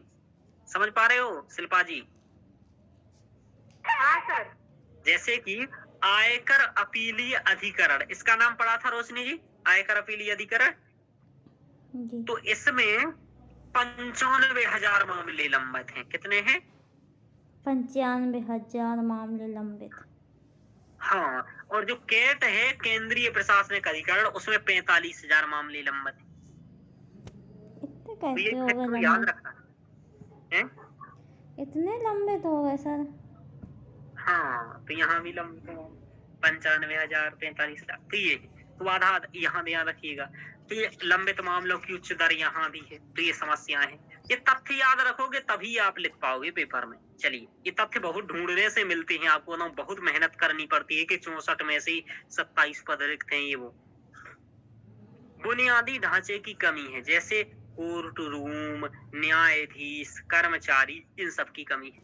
अपेक्षित डिजिटलीकरण ना होना, यानी कि इन अधिकरणों में डिजिटलीकरण नहीं है तो अभी वो डिजिटल रूप से कार्य नहीं कर पा रहे हैं। तो ये इन अधिकरणों की चुनौतियां हैं, हम लोगों ने देखा। तो कुछ इसकी संरचनात्मक चुनौतियां हैं, कार्यकारी हस्तक्षेप ज्यादा है तो निर्णय को प्रभावित कर सकते हैं, ये सबसे बड़ी बात है। और सुप्रीम कोर्ट ने भी कहा है।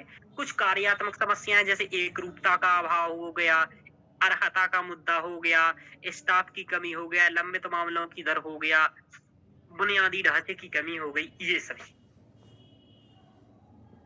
अब देखो, अब तो महत्वपूर्ण भूमिका वगैरह हम लोगों ने देख ही लिया। अब है कि सुझाव क्या है, आगे आप सुझाव क्या देंगे इनको, क्योंकि सुझाव तो देना ही पड़ेगा। समझ में आ रहा? जी सर। हाँ सर। तो समझ में आया इतना? जी सर। हाँ सर। चलिए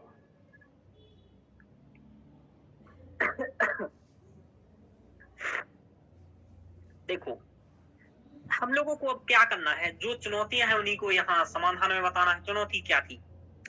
कार्यात्मक एक रूपता स्थापित करने हेतु हमें कानून व मंत्रालय के अधीन करना चाहिए, यानी कि कानून व मंत्रालय के अधीन करना चाहिए। जैसे राष्ट्रीय अधिकरण आयोग की स्थापना कर देनी चाहिए। समझ में आ रहा? हाँ सर।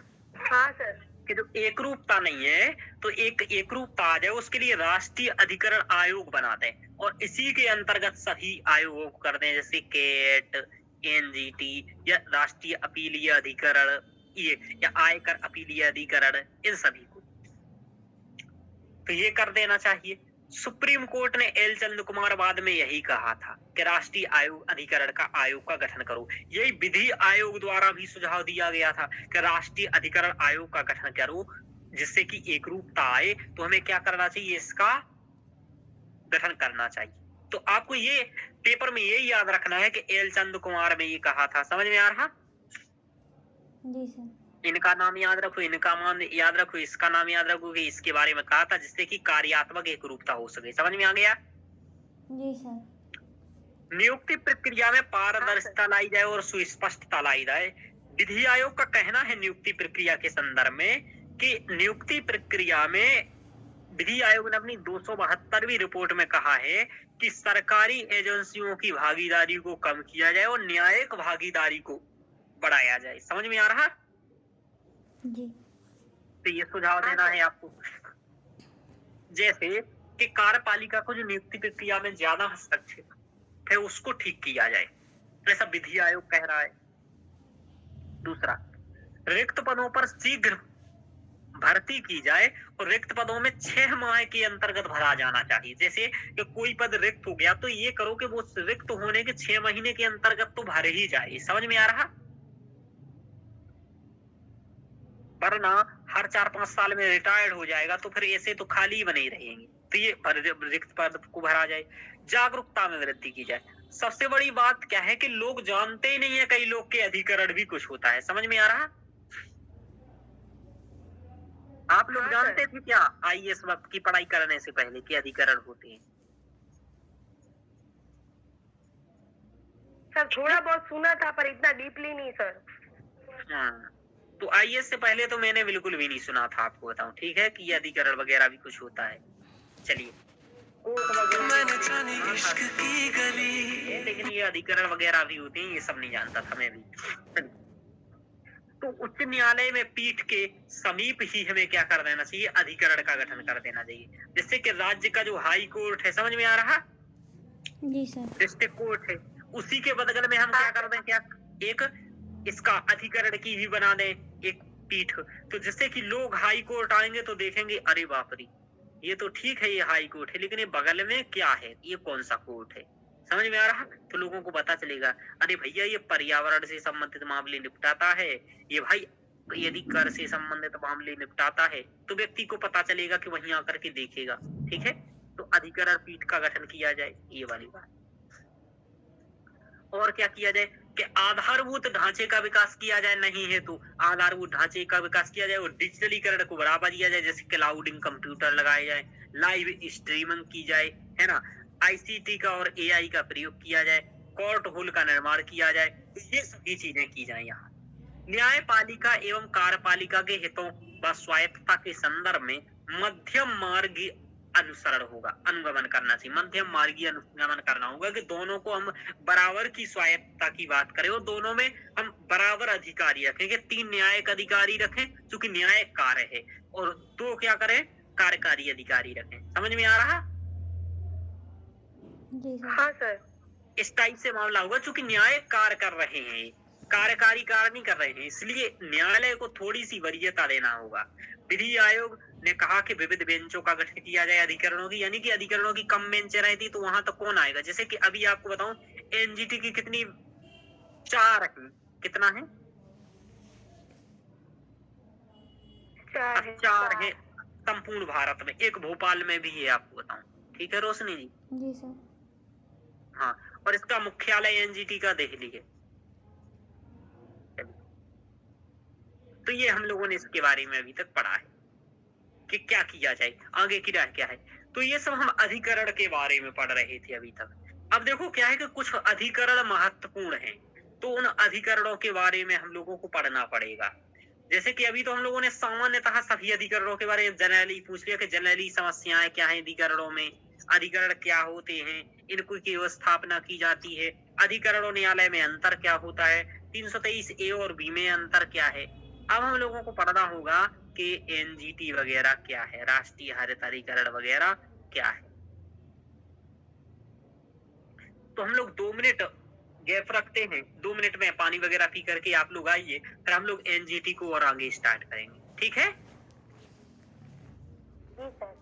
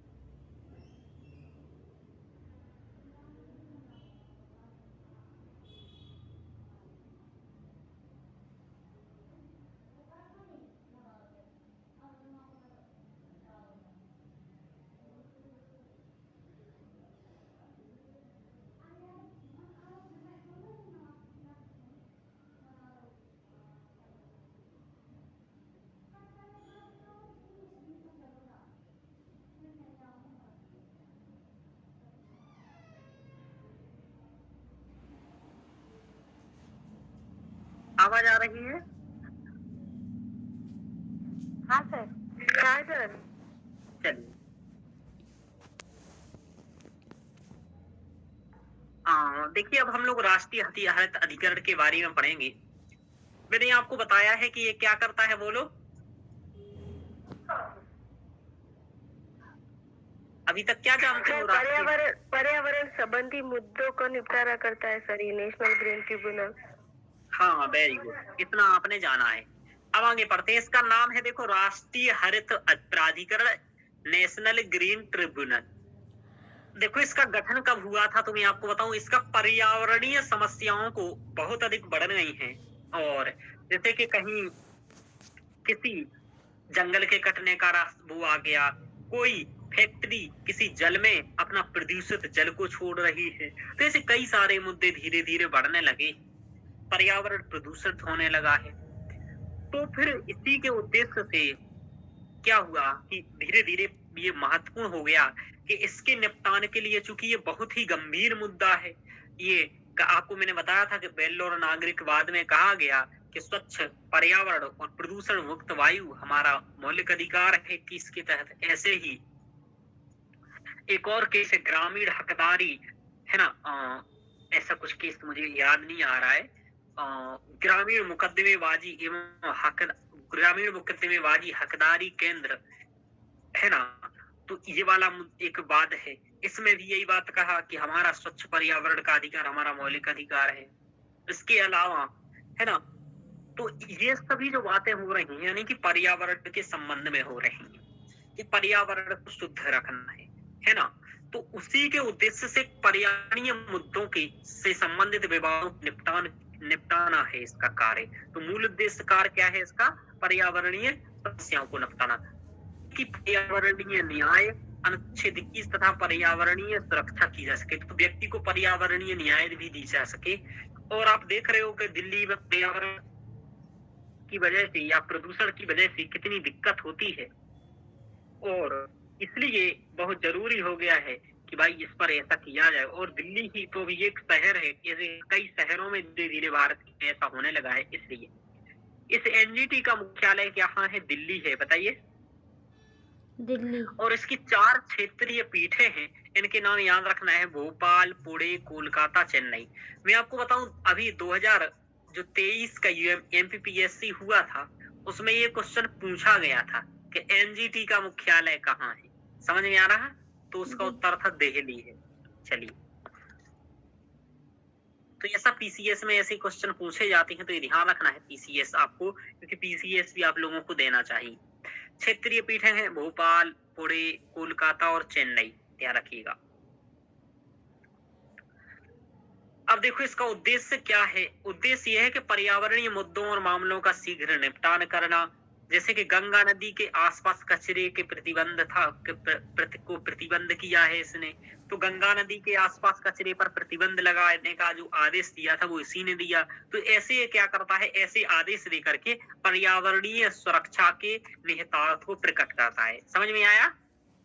जी सर। और क्या करता है कि पर्यावरणीय हानि से प्रभावित लोगों को, यानी कि देखो, किसी को यदि कुछ किसी कारण हानि हो जाती है तो उनके लिए मुआवजा का बात कहता है, उचित राहत प्रदान करता है। जैसी कि कोई फैक्ट्री ने क्या किया है कि पानी में क्या कर दिया है, कुछ कचरा मिला दिया है अपने उसका कंपनी का, तो अब क्या होगा, ये क्या करेगा, उस पर जुर्माना लगाएगा, और जो लोग प्रभावित हुए हैं उन्हें राहत भी देगा। तो ऐसा ये कार्य करता है, ऐसा निर्णय लेता है। तो जुर्माना इत्यादि भी ये आरोपित करता है, ध्यान रखिएगा। आगे देखते हैं, इसका आपसे सबसे बड़ा क्या पूछा जाएगा, इसका जो क्वेश्चन आपकी यूपीएससी में बनेगा कि राष्ट्रीय हरित प्राधिकरण की भूमिका का आकलन कीजिए। क्या पूछेगा?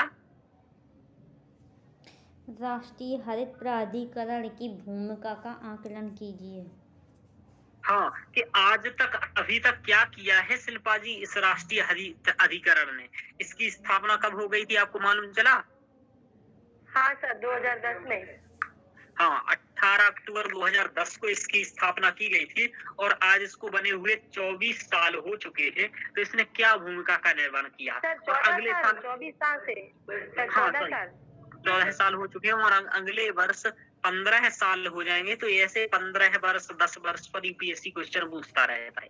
तो हो सकता है इस बार पूछ ले या अगले बार पूछ ले, जब भी उसका मन पूछ लेगा।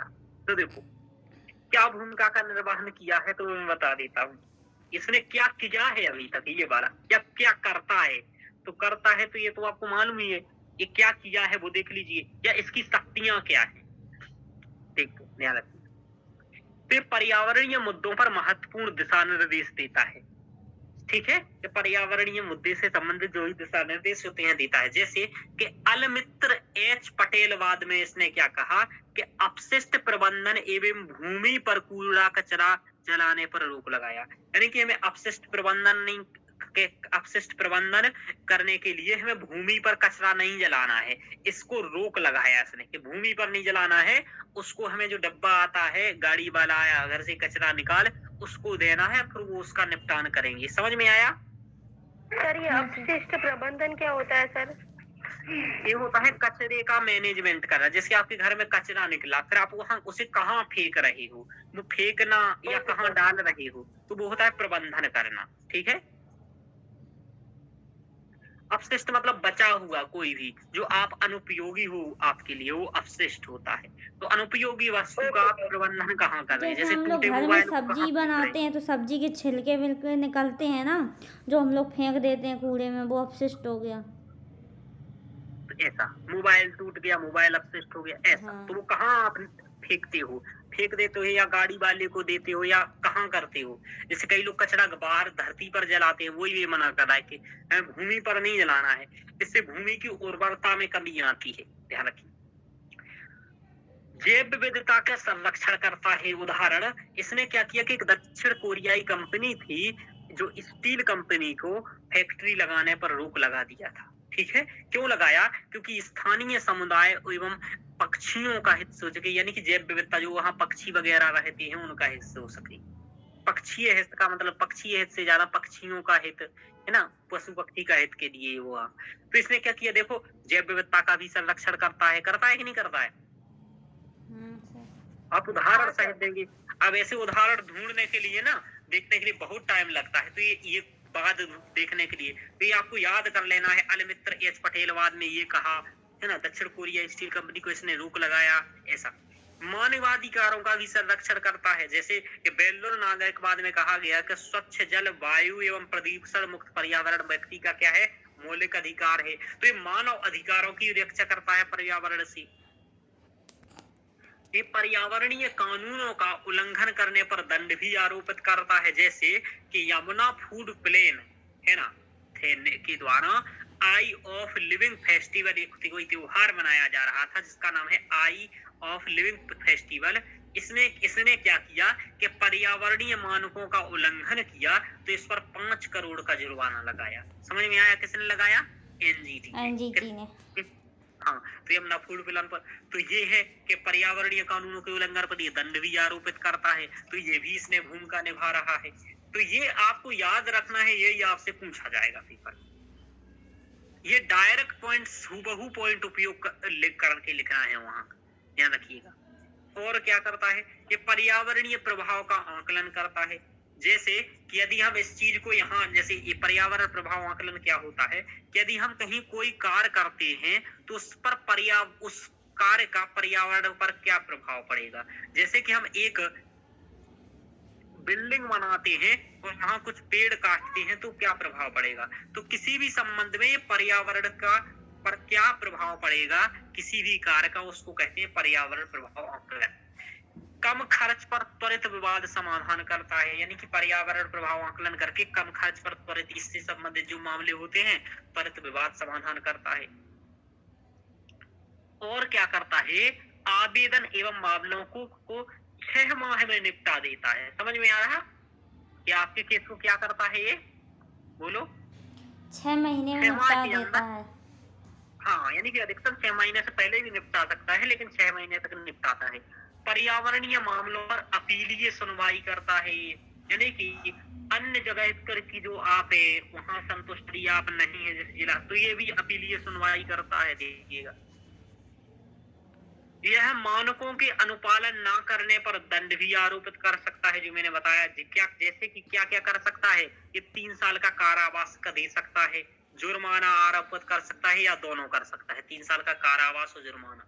समझ में आ रहा? जी सर। दंड भी आरोपित करता है। तो आपसे पूछे एनडीजीटी की शक्तियां क्या है, तो ये शक्तियां भी हैं, भूमिका भी है। ये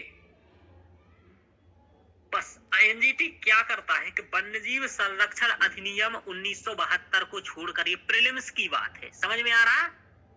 प्रीलिम्स की बात है शिल्पा जी, कि वन्यजीव संरक्षण अधिनियम 1972 को छोड़ करके अन्य महत्वपूर्ण कानूनों के मामले में उल्लंघन के मुद्दे को सुनता है, जैसे कि जल प्रदूषण निवारण एवं नियंत्रण अधिनियम 1974, वन संरक्षण अधिनियम 1980, वायु प्रदूषण निवारण व नियंत्रण अधिनियम 1981, पर्यावरण संरक्षण अधिनियम 1986, जैव विविधता अधिनियम 2002। इन सभी का यदि कोई उल्लंघन करता है, जैसे कि किसी ने जैव विविधता अधिनियम 2002 का उल्लंघन किया, पर्यावरण संरक्षण अधिनियम 1986 का किया, ये दोनों बहुत इंपोर्टेंट है। ये जैव विविधता के लिए, पर्यावरण के लिए बहुत इंपोर्टेंट, वेरी वेरी इंपोर्टेंट। वायु प्रदूषण एवं निवारण अधिनियम 1981, वन संरक्षण अधिनियम 1980। तो इन सभी के मामले में यदि कोई उल्लंघन करता है तो उन मुद्दों को ये सुनता है, केवल एक मुद्दे को छोड़ करके, वन्यजीव संरक्षण अधिनियम 1972। समझ में आया? जी सर। ये प्रीलिम्स में पूछ लेगा ये चीज। हाँ सर। कि वन्यजीव संरक्षण अधिनियम 1972 सहित ये अन्य पर्यावरणीय मुद्दों पर सुनता है, तो कहेगी नहीं, इस पर नहीं सुनता है, वो इसी को कहेगा। समझ में आ रहा?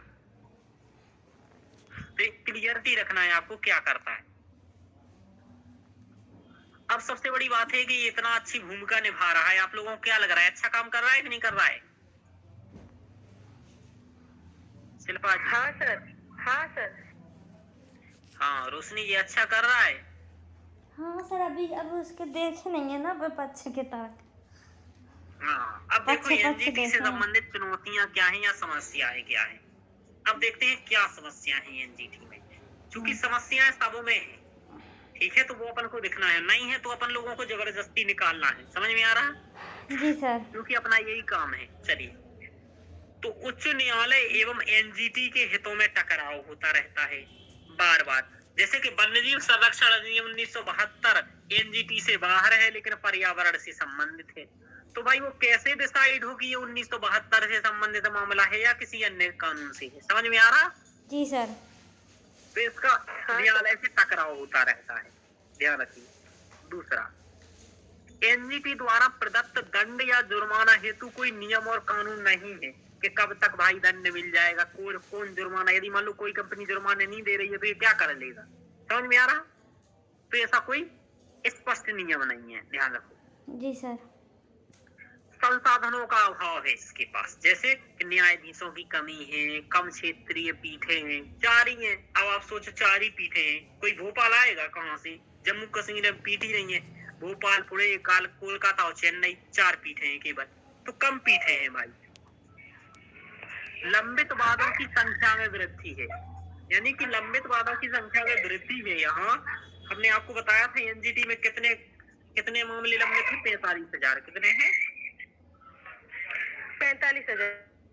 हाँ, तो 6 माह में निपटान नहीं हो पाता है केसों का। समझ में आ रहा? जी सर।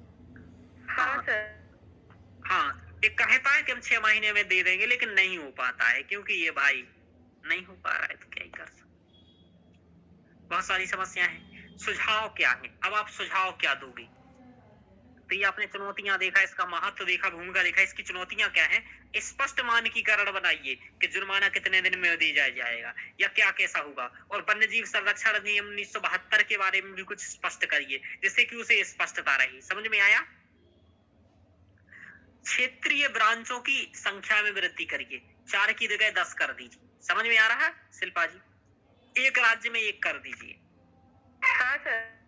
हाँ, और उसके लिए अधिकारियों की जरूरत पड़ेगी, तो न्यायाधीशों की 6 माह में नियुक्ति की जाए, ऐसा विधि आयोग ने कहा कि 6 माह के अंतर्गत नियुक्ति कर देना चाहिए, जिससे कि पद खाली ना रहे, क्योंकि पद खाली रहती हैं। एनजीटी के द्वारा लगाए गए दंड को लागू करने हेतु व्यवस्था की जाए, जिससे कि जो दंड आरोपित कर रहा है, जो भी कर रहा है, वो दिया जाए। तो ये आपको उपाय सुझा देने हैं, ठीक है ना। देखो अन्य तथ्य भी है कुछ इसके बारे में, ये इनका भी प्रयोग आप उत्तर में भूमिका लिखने में कर सकते हैं। दायर मामलों का 94% की दर से निपटान करता है, यानी कि यदि 100 मामले दर्ज होते हैं तो ये 94 को निपटा देता है। समझ में आ रहा है? समझ में आ रहा शिल्पा जी? जी सर। तो बहुत अच्छा कार्य करता है, आप ऐसा हाँ समझो। सर।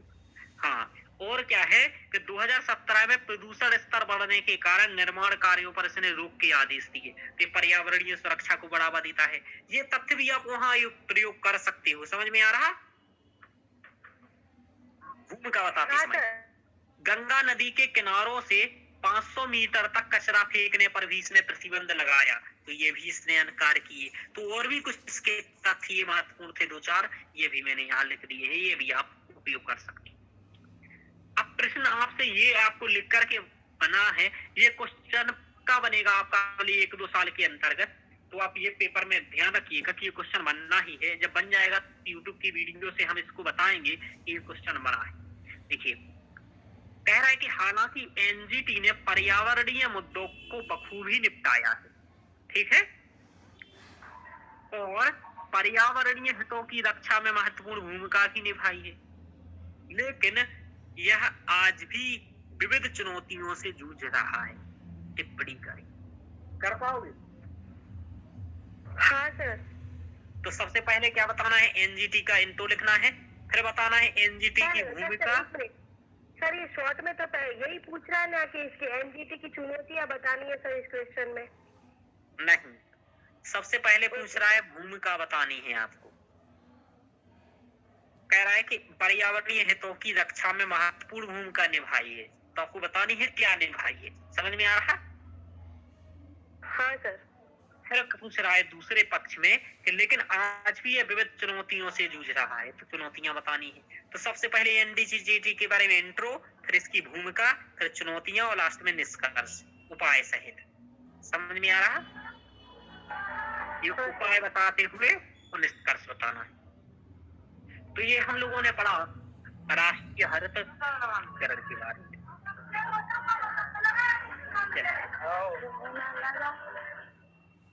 आगे चले हम लोग। जी सर। हाँ सर। तो हम लोग पढ़ेंगे केंद्रीय प्रशासनिक अधिकरण के बारे में भी। ज्यादा कुछ अब है नहीं इनके बारे में, वो सब एक ही टाइप की चीजें है, तो मैं थोड़ा थोड़ा बताते जा रहा हूँ, आप लोग देखते जाइएगा।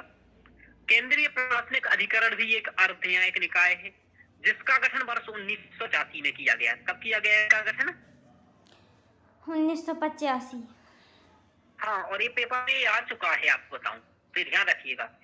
संविधान के अनुच्छेद 330A के तहत प्रशासनिक अधिकार के रूप में इसका गठन किया गया, जो आपने बता दी। ये चूंकि ये प्रशासनिक अधिकार है तो आपने अनुच्छेद भी बता दिया। इसका मुख्यालय कहाँ है बोलो? दिल्ली में होगा सर। जी, इसका मुख्यालय कहाँ है? दिल्ली है। इसका मूल कार्य क्या है बोलो सुप्रिया?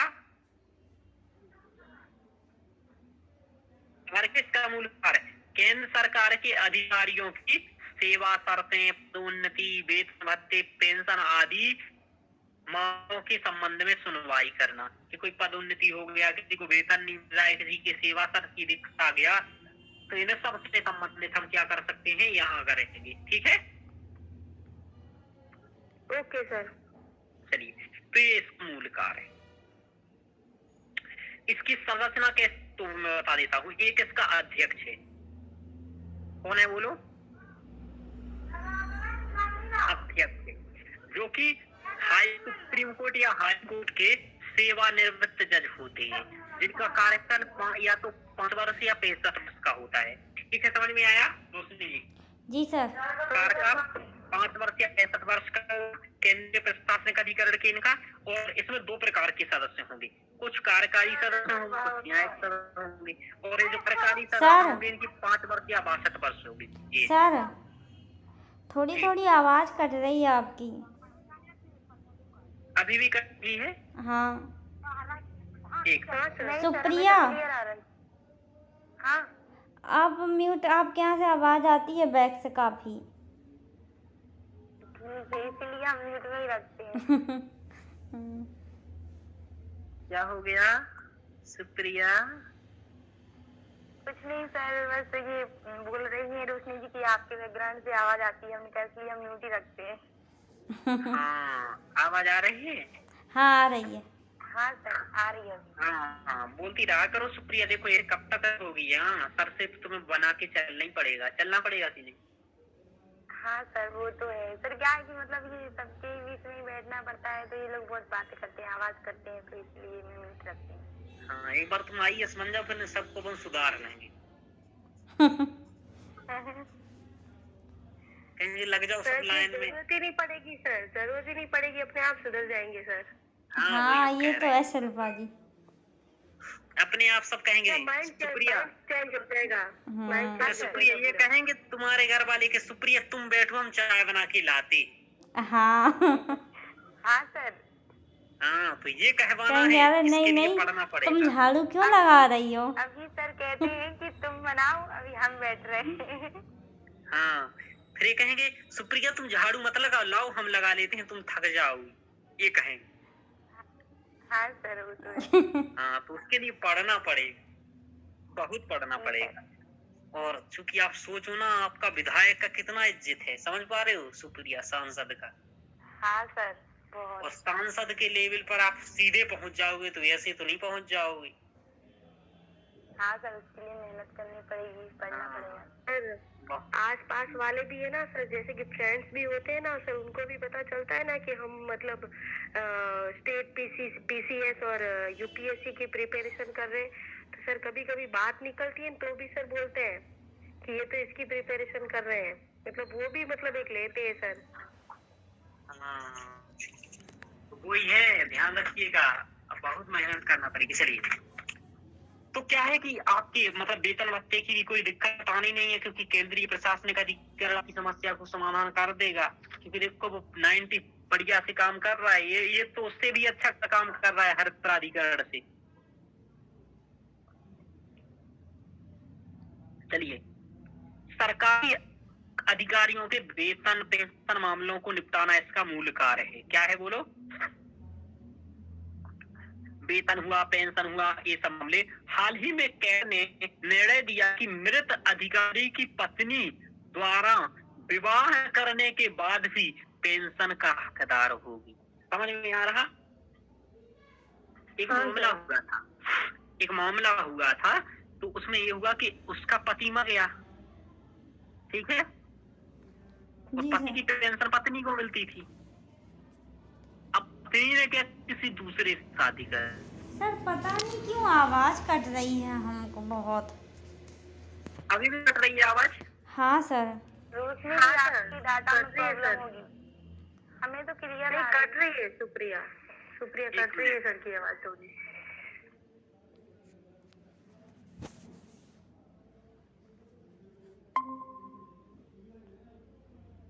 अभी आवाज आ रही है? हाँ सर। हाँ सर। ठीक है, तो चलें। हाँ सर। अब स्क्रीन दिख रही है, शेयर है? जी सर। हाँ सर। चलिए, तो क्या हुआ कि ये पति है इसका, इसकी एक पत्नी थी, और मतलब पति मर गया तो पत्नी को पेंशन मिलती थी। अब पत्नी ने क्या किया कि दूसरे से शादी कर लिया, तो अब इसको पेंशन मिलनी चाहिए कि नहीं मिलनी चाहिए, बताओ? नहीं मिलनी चाहिए सर। अधिकतर तो सर नहीं मिलती है सर, अधिकतर नहीं मिलती है सर। हाँ, तो पर यहाँ मिलेगी ऐसा कहा है इसने, ठीक है? Okay sir. हाँ, अरे मिल गया, उसकी शादी कोई अच्छे से थोड़ी ना हो गई होगी, पति के मरने के बाद बुरे से ही हुई होगी, हो सकता है वो कमाता ही ना हो, तो मिलनी चाहिए पेंशन। और वो उसने इच्छा से थोड़ी ना की, उसकी तो वो मजबूरी है करना। हाँ सर। उसके बच्चों का ध्यान कौन रखेगा? तो ये वाली बात है, तो ये मजबूरी में करी है वो तो दूसरी शादी। चलिए, भले वो ऐसे ही की हो, मतलब दोनों ही केस हो सकते हैं, कोई अपने पति को ही मार दी हो, मतलब सब है, लेकिन अपन सकारात्मक ही सोचेंगे, ठीक है? Okay sir. तो हाल ही में कैट ने निर्णय दिया कि मृत अधिकारी की पत्नी द्वारा विवाह करने के बाद भी पेंशन की हकदार होगी, तो यानी कि पेंशन मिलेगी। चलिए, अब देखो ये दूसरा कार्य है कि तीव्र गति से वह शीघ्र न्याय प्रदान करता है। उदाहरण कैट के अध्यक्ष न्यायमूर्ति रंजीत मोरे ने कहा अभी एक भाषण में, जो इसके अध्यक्ष हैं, के द्वारा कहा कि कैट द्वारा दिए निर्णय में से मात्र 10% ही उच्च न्यायालय में अपील हेतु गए हैं, बाकी 90% ने कैट के निर्णय को स्वीकार किया है। समझ में आ रहा? जी सर। देखो हाँ सर, ये इसके पास रंजीत मोरे लिखा हाँ ठीक है। क्या लग रहा है? हाँ हाँ, अब ये रा है या टा है, लेकिन मोर एक बार सर्च कर लीजिएगा न्यायमूर्ति रंजीत का है क्या है, तो बार रंजीत ही रहने दीजिएगा या हटा दीजिएगा, ठीक है, लिखी गई मत। जी सर। हाँ, न्यायमूर्ति रंजीत ने कहा ऐसा। चलिए, या फिर इनका नाम सर्च। तो मोरे ने कहा कि द्वारा निर्णय नहीं गए से 10% मामले ही, यानी कि कुल मिलाकर के 90% लोग, यानी कि 100 मामले यदि आ रहे हैं कैट के पास, 100 में से 90 मामले जो निर्णय देता है वो स्वीकार कर लेते हैं लोग, बाकी 10% ही उच्च न्यायालय, हाई कोर्ट या सुप्रीम कोर्ट जाते हैं। तो ये बहुत अच्छी बात है, समझ में आ रहा? यानी कि इसके निर्णय में गुणवत्ता होती होगी तब तो ये करते हैं, ध्यान रखो। तो गुणवत्तापूर्ण निर्णय देता है। निर्णयों में प्रशासनिक विशेषज्ञता होती है और न्यायिक विशेषज्ञता द्वारा न्यायालय के बोझ को कम कर रहा है। यानी कि गुणवत्तापूर्ण निर्णय देकर के क्या कर रहा है, ये कि निर्णयों को कम कर रहा है, कई सारे लोगों की समस्या को समाधान कर रहा है, ठीक है। और ये क्या कर रहा है कि अधिकारों के पेशन व्यक्ति के बढ़ते मामले सुन रहा है, और क्या कर रहा है, प्राकृतिक न्याय के सिद्धांत के तहत औपचारिकता को कम करने हेतु निर्णय, यानी कि औपचारिकताएं ज्यादा नहीं होती, शीघ्र निर्णय देता है। क्यों? क्योंकि ये प्राकृतिक न्याय पर कार्य करता है। गठन से अब तक सक्रिय भूमिका निभाते हुए इसने लगभग 8,12,000 मामले निपटाए हैं। कितने निपटाए हैं बोलो? 8,12,000। 8,12,000। हाँ, और यही क्वेश्चन था कि भाई केंद्रीय प्रशासनिक अधिकरण अपने गठन के बाद से अब तक अच्छे से कार्य कर रहा है, टिप्पणी करें। तो आपको ये तर्क दे करके कहना है हाँ सच में अच्छे कर रहा है, और क्योंकि इसने 8,12,000 मामले निपटाए तो अच्छे से ही काम कर रहा होगा, ठीक है। जी सर। हाँ, तो ऐसा कोविड के बाद से अधिकरण ने क्या किया है, ई फाइलिंग स्टार्ट कर दिया है, ई एविडेंस यानी कि ई एविडेंस कर दिया है, वीडियो कॉन्फ्रेंसिंग कर दिया है, ऑनलाइन केस मैनेजमेंट सिस्टम का अनुप्रयोग करने लगा है। तो ये नए, यानी कि इसने क्या किया कि नई नई चीजों को भी, तकनीकी को भी अपने इसमें अपनाया है, ध्यान रखिएगा। तो इस प्रकार ये महत्वपूर्ण भूमिका निभाते हुए कई सारे मामलों को अच्छी भूमिका निभा रहा है, और प्रशासनिक अधिकारियों के जो भी मामले हैं उनका निपटान कर रहा है। तो केंद्रीय प्रशासनिक अधिकरण की भूमिका पूछा, ऐसी राष्ट्रीय हरित प्राधिकरण की पूछेगा, तो इसका ध्यान रखना। कैट से संबंधित चुनौतियां, इसमें भी कुछ चुनौतियां होंगी, नहीं होंगी तो भी पढ़ना है कि क्या चुनौतियां हैं। तो न्यायाधीशों व प्रशासनिक अधिकारियों की कमी है, ये कॉमन चुनौती है, कोई भी अधिकार पूछ ले आप बस उसका क्या करिएगा, चुनौतियां समान होगी सभी की। समझ में आ रहा? जी सर। हाँ, पदों की रिक्तता है यहाँ भी, देखो 64 में से 27 पद रिक्त हैं, तो ये पदों की रिक्तता है। आधारभूत संरचना की कमी है, जैसे कोर्ट हॉल, ब्रांचों की कमी, डिजिटलीकरण का अपेक्षित ना होना, ठीक है। केस निपटान में भी देरी से लंबित वाद, यानी कि केस निपटान में भी देरी होती है तो लंबित वाद हैं, यानी कि 44,000 मामले अभी भी यहाँ लंबित हैं। कितने मामले लंबित हैं? 44,000। हाँ, 333, और वहाँ 45,000 लंबित हैं, और उसमें अपन ने देखे थे आयकर अपीली अधिकरण, उसमें 95,000 मामले थे, तो ये यहाँ भी लंबित वाद हैं। कार्यकारी नियुक्ति का प्रावधान भी विवादित मुद्दा है, कि कार्यकारी नियुक्ति का प्रभाव होता है तो वो भी है। तो ये सभी देखो कॉमन चुनौतियां हैं, है कि नहीं है, बताइए। हाँ सर। ये देखो सब जगह पर लंबित वाद हैं, सब जगह पर कार्यकारी नियुक्ति का मामला है, सब जगह पर अवसंरचना है, पद रिक्त सब जगह हैं, और न्यायाधीशों व प्रशासनिक अधिकारियों की कमी है। तो सामान्य टाइप की चुनौतियां हैं हर अधिकरण के लिए। तो आप कोई भी अधिकरण पूछ ले, केवल उसकी आपको डेट वगैरह मालूम हो और डेट वगैरह भी मालूम ना हो, बस ये पता चल जाए कि किससे संबंधित है, तो बस वो आप उसका उत्तर लिख पाए। प्रयास तो करेंगे, कैसा उल्टा सीधा तो लिख के आ ही जाएंगे। समझ में आ रहा? छोड़ने से अच्छा। हाँ सर। 5-10 में से 3 नंबर मिलेगा, सही है, कोई दिक्कत नहीं। सुझाव क्या देंगे आप? कहेंगे कि निर्णय में विशेषज्ञता को बढ़ाया, यानी कि सुझाव यह है कि निर्णय में विशेषज्ञता को बढ़ाया जाए, जिससे कि न्यायालय सुप्रीम कोर्ट और हाई कोर्ट में अपील कम हो। ठीक है ना, ये भी निर्णय सभी के लिए आप करें, क्योंकि यहाँ 10% मामले जा रहे हैं तो वो भी ना जाए तो और अच्छा है। समझ में आ रहा? हाँ सर। ब्रांचों की शीघ्र स्थापना हो और आगे बढ़ाए, जैसे रिक्त पदों को शीघ्र नियुक्त किया जाए। वित्त आयोग ने कहा 6 माह में पद भरा जाए तो वो भी भर दो। चूंकि अधिकरणों के पदों के बारे में कहा है, तो प्रत्येक अधिकरण के बारे में आप ये बात कह सकते हो कि वित्त आयोग ने कहा है 6 महीने के अंतर्गत पद भरो। लंबित वाद में कमी की जाए, जिसके लिए हम क्या कर सकते हैं, डिजिटलीकरण का उपयोग कर सकते हैं, ई filing, video sir conferencing. 1 minute रुक जाइए, थोड़ी कॉल आ रही है फ़ोन में तो उसकी वो रिकॉर्डिंग होती जा रही है।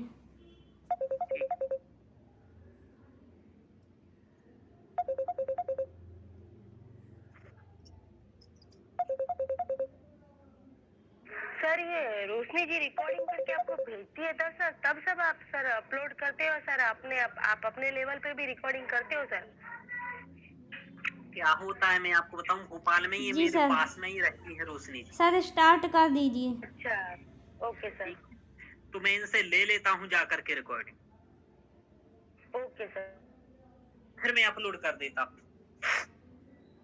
Okay sir. वरना इतना भेजने में बहुत टाइम लगेगा। चलिए आगे चलते हैं। सुप्रीम कोर्ट ने कहा कैट का निर्णय प्रक्रिया, यानी कि सुप्रीम कोर्ट ने कहा कैट का निर्णय प्रक्रिया है। सुप्रीम कोर्ट और हाई कोर्ट में अपीलीय अपवाद का अनुपालन किया जाए। क्या किया जाए? अपीलीय अपवाद का अनुपालन किया जाए, कि जो अपील अपवाद होती है उस सबका अनुपालन करें।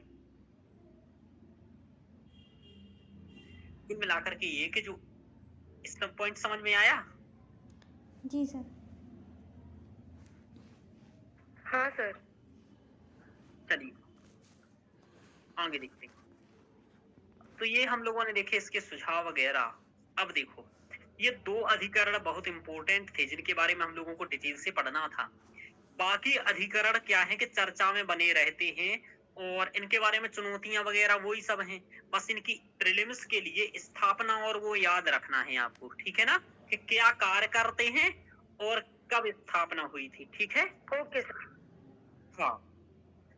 बाकी पेपर में आएगा तो आपको इतनी बात याद रखिएगा, बाकी आप पेपर में लिख लीजिएगा। वही सब चुनौतियां, लंबित वाद होती है, रिक्त पद हैं। अब संख्या भले याद नहीं आएगी, वैसे इनके बारे में आपसे 20 नंबर का क्वेश्चन बनेगा नहीं, मतलब 10 नंबर का क्वेश्चन। और यदि ज्यादा ही चर्चा में कोई रहता है, करंट में आएगा, तो फिर आप इसको थोड़ा सा ध्यान में दे लेंगे। जैसे सशक्त बल अधिकरण क्या करता है, जो सशस्त्र बलों के कर्मचारी होते हैं उनके सेवाओं से संबंधित मामलों को सुनता है। देखो क्यों? क्योंकि सशस्त्र बल आर्मी वाले व्यक्ति हैं, तो बहुत जरूरी होता है कि उनके केस शीघ्र निपटान हो। समझ में आ रहा? हाँ सर। ये उनके लिए जरूरी है, जैसे कि प्रशासनिक अधिकारियों के लिए जरूरी है। तो इसकी स्थापना 2009 में की गई थी, सशस्त्र बल अधिकरण की स्थापना। ध्यान रखें। ऐसे ही टैक्स या कर से संबंधित जो मामले होते हैं उसे आयकर अपीलीय अधिकरण के द्वारा सुना जाता है, और इसकी स्थापना 1941 में हो गई थी। हालांकि इसको, ठीक है ना, तो ये पहले का है, आपको बताऊं, ये स्वतंत्रता से। ध्यान रखिए। और आयकर विवाद, जैसे कि आयकर आयुक्तों के आदेश के विरुद्ध भी मामला दर्ज कर सकते हैं। जैसे कि जो आय करने वाले, जैसे आपसे टैक्स लेने वाले जो व्यक्ति होते हैं, उन अधिकारियों के विरुद्ध भी आप इसमें निर्णय कर सकते हो। ध्यान रखिएगा। और आयकर से संबंधित जो भी मामले हैं उनमें तो आप कर ही सकते हो। तो ये है, यानी कि आयकर अपीलीय अधिकरण क्या करता है, आयकर के विवाद से संबंधित मामलों का सुनवाई करता है। एक है प्रतिभूति अपीलीय अधिकरण। क्या है? प्रतिभूति अपीलीय अधिकरण। तो प्रतिभूतियों से संबंधित, शेयर मार्केट से संबंधित जो बातें होती हैं अथवा प्रतिभूति बाजार के मामलों में निपटान करता है। सेबी इत्यादि के संबंध में जो मामले हों उसमें ये करता है। और इसकी स्थापना 1992 में हुई थी। कब हुई थी? 1992 में। सर आपने एक वो प्रतिभूति अपीलीय अधिकरण सर वो कट करवाए थे सर, ये वही तो नहीं है ना सर? शायद वही हो। हाँ सर, प्रतिभूति की जगह कुछ और लिखा हुआ था वहाँ पे। हाँ, तो यही है वो। ठीक है, तो ये ध्यान रखिएगा, ये अधिकरण है। तो ये एक और है, राष्ट्रीय कंपनी कानून न्यायाधिकरण। कि जो कॉरपोरेट होती हैं, जो कंपनियां हम लोग स्थापित करते हैं, तो उनसे संबंधित यदि कोई विवाद हो जाता है या दिवालियापन मामलों से संबंधित है, कोई भाग्य भारत से बिजनेसमैन जैसे विजय माल्या वगैरह, तो ये कॉरपोरेट यानी कि कंपनी अंबानी अडानी इन सब से संबंधित मामले होते हैं, तो एनसीएलटी में सुलझाए जाते हैं, राष्ट्रीय कंपनी कानून न्यायाधिकरण। इसके पास इसकी स्थापना 2016 में की गई थी। ऐसे यदि उपभोक्ता हैं, हम लोग कई सारी चीजें खा रहे हैं, तो हम लोग उपभोक्ता हैं, और यदि हमें किसी प्रोडक्ट से कोई समस्या है तो हम उपभोक्ता शिकायतों को के लिए भी अपील कर सकते हैं, और वो अपीलीय अधिकरण है उपभोक्ता विवाद निवारण आयोग। ठीक है ना? ये राष्ट्रीय स्तर पर भी होता है, राज्य स्तर पर भी होता है, तो जिला स्तर पर भी होता है। तो आपको यदि कोई लगता है कि ये प्रोडक्ट ठीक नहीं है, या इसमें जितनी क्वांटिटी लिखी है उतना नहीं है, या गुणवत्ता में कोई दिक्कत है, तो आप वहां पर जा सकते हैं। कहाँ? अपने जिला में उपभोक्ता विवाद निवारण आयोग के पास। समझ में आ रहा? हाँ सर। तो ये भी है। तो ये कुछ संबंधित थे जो मैंने आपको शॉर्ट में बता दिए, छोटे छोटे से, इनके बारे में कि कब बने हैं और क्या इनका कार्य है। इनके बारे में बस इतना जानकारी याद रखना है। बाकी आपको जो मैंने पढ़ाई, मैंने एनजीटी और केंद्रीय प्रशासनिक अधिकरण, उसके बारे में याद रखना है। जो हमने क्वेश्चन दिया था इसको देखना है। और आपको बताऊं, आज आपकी न्यायपालिका से संबंधित जो कुछ भी था, यहाँ तक लगभग सब कुछ समाप्त हो चुका है। समझ में आ रहा? Okay sir. जी। हाँ सर। और आपका ये 142 पेज का नोट्स हो गया है न्यायपालिका का ही जीवन। देख रहे हो? हाँ सर। केवल न्यायपालिका हाँ, का बन, और इसके अलावा भी कुछ नोट्स और है जो मैं पहले ही दे चुका हूँ जनहित याचिका वगैरह से संबंधित, तो वो भी कुछ पीडीएफ ग्रुप में ही अपलोड है। तो इस पीडीएफ को अब जो निकलवाना चाहे वो निकलवा सकता है। आपका जो न्यायपालिका वाले अध्याय थे वो समाप्त हो चुके हैं। एक बार आप लोग रुकिएगा, ये देखा आपने? हाँ सर। अब देखो, मैं एक बार आपको एक चीज दिखाता हूँ। यहाँ ये दिख रहा है आपको? क्या दिख रहा है? हाँ सर। यही पहले दिन यही बताया था मैंने आपको। हाँ सर। अब देख लीजिए आपका क्या क्या हो गया। तो शक्ति पृथक्करण का सिद्धांत हो गया रोशनी जी। जी सर। हाँ। न्यायिक सक्रियता, न्यायिक अतिक्रमण हो गया। जी। न्यायिक चुनौतियां, लंबित बाधित हो गया। जी सर। अखिल भारतीय न्यायिक सेवा हो गया। जी सर। हाँ सर। न्यायपालिका में महिलाएं हो गया। हाँ सर। एनजेक हो गया। एनजेक हो गया। पर सर ये न्यायपालिका की अमेरिका और यूके के साथ तुलना, ये भी हो गया सर। हाँ। 3 आपराधिक कानून, ये भी हुआ, कल ये ही भी तो हो हुआ। गया सर। जनहित याचिका, ये भी हो गया। ये भी हो गया। जेल जेल सुधार भी आई थिंक हो गया। पुलिस सुधार, ये भी हो गए हैं। एडीआर, ये भी हमने यूट्यूब पर पढ़ा रखा था, आपको वीडियो लेक्चर देखना है। ऑनलाइन न्याय वितरण, ये भी हो गया। और देखिए और क्या हुआ। मृत्युदंड। मृत्युदंड हो गया। जमानत भी हो गया सर। मृत्युदंड हो गया। वकील सरकारी हो गया। वकील हो गया। फास्ट ट्रैक कोर्ट हो राष्ट्रीय गया। कोर्ट भी हो गया। राजद्रोह, देशद्रोह, ये हम लोगों ने राजद्रोह देशद्रोह इसलिए नहीं किया क्योंकि अब तो ये समाप्त ही हो गया। समझ में आ रहा? सर कल बताया था ना आपने, जो 3 कानून पढ़ाए थे उसी में थोड़ा सा बता दिया था। हाँ। हाँ। तो कल मैंने आपको बताया था कि ये राजद्रोह खत्म कर दिया है, तो अब इसका कोई मसला नहीं है। ठीक हाँ है? सर। राजद्रोह की जगह पर जो भारतीय न्याय संहिता है उसमें मैंने बताया था कि अब आतंकवाद को परिभाषित करके जोड़ दिया है, तो अब राजद्रोह है ही नहीं, तो पढ़ोगे क्या? ठीक है? हाँ सर। Okay sir. ठीक है। निःशुल्क तो ये हो कानूनी गया। सहायता, नालसा। हाँ। तो निःशुल्क विधिक कानूनी सहायता हो गया आपका, नालसा। जी। न्यायिक अवमानना हो गया। न्यायिक अवमानना का मतलब मैंने बताया था आपको, न्यायिक अवमानना में उतना ही है कि न्यायिक अवमानना आप करोगे तो दिक्कत होगी आपको, न्यायालय हाँ, आपको सर। दंड देगा। अधिकरण के बारे में आप, बताया था आपने। हाँ, अधिकरण के बारे में अर्ध न्यायिक निकाय और अधिकरण के बारे में हो गया। केंद्रीय प्रशासनिक अधिकरण हो गया, अभी हुआ। राष्ट्रीय अधिकरण हो गया। इसके बाद कुछ नियामक निकाय हैं, देखो ये वाले देख रहे हो आप? हाँ sir. SEBI, IRDA, CCI, TRAI, ASCI, MCI, AFCI, ये सभी पॉइंट हम वहां कराएंगे आपको जहां पर हम आपको संविधान 7वीं यूनिट पढ़ाएंगे। देखो ये वाली यूनिट पढ़ाएंगे ना, ये वाली देख रहे हो। देखो यहाँ पर ये सब कुछ है, राष्ट्रीय मानवाधिकार आयोग, अनुसूचित जनजाति जाति आयोग, राष्ट्रीय महिला आयोग, केंद्रीय सतर्कता आयोग। तो देखो ये सभी मैं वहां करवाऊंगा, ये जो छोटे में दिख रहे हैं। तो देखो ये दिख जी रहा है सर। UIDAI, ठीक है। हाँ ये दिख सर। रहा है सेवी, हाँ ये सर। सब मैं यहाँ कराऊंगा, यहाँ एक साथ कराऊंगा ये सभी। तो यहाँ इसलिए मैंने यहाँ ये नहीं कराए क्योंकि यहाँ कराने। चलिए, तो आपका एक अध्याय कंप्लीट हुआ। हाँ सर। हाँ, तो ऐसे ही आपके अन्य अध्याय कंप्लीट हो जाएंगे, बस आप पढ़ते रहिए। देखिए 71 नंबर से 92 नंबर के टॉपिक तक लगभग 22-23 टॉपिक्स आपके कभी कवर हो गए, ठीक है। जी सर।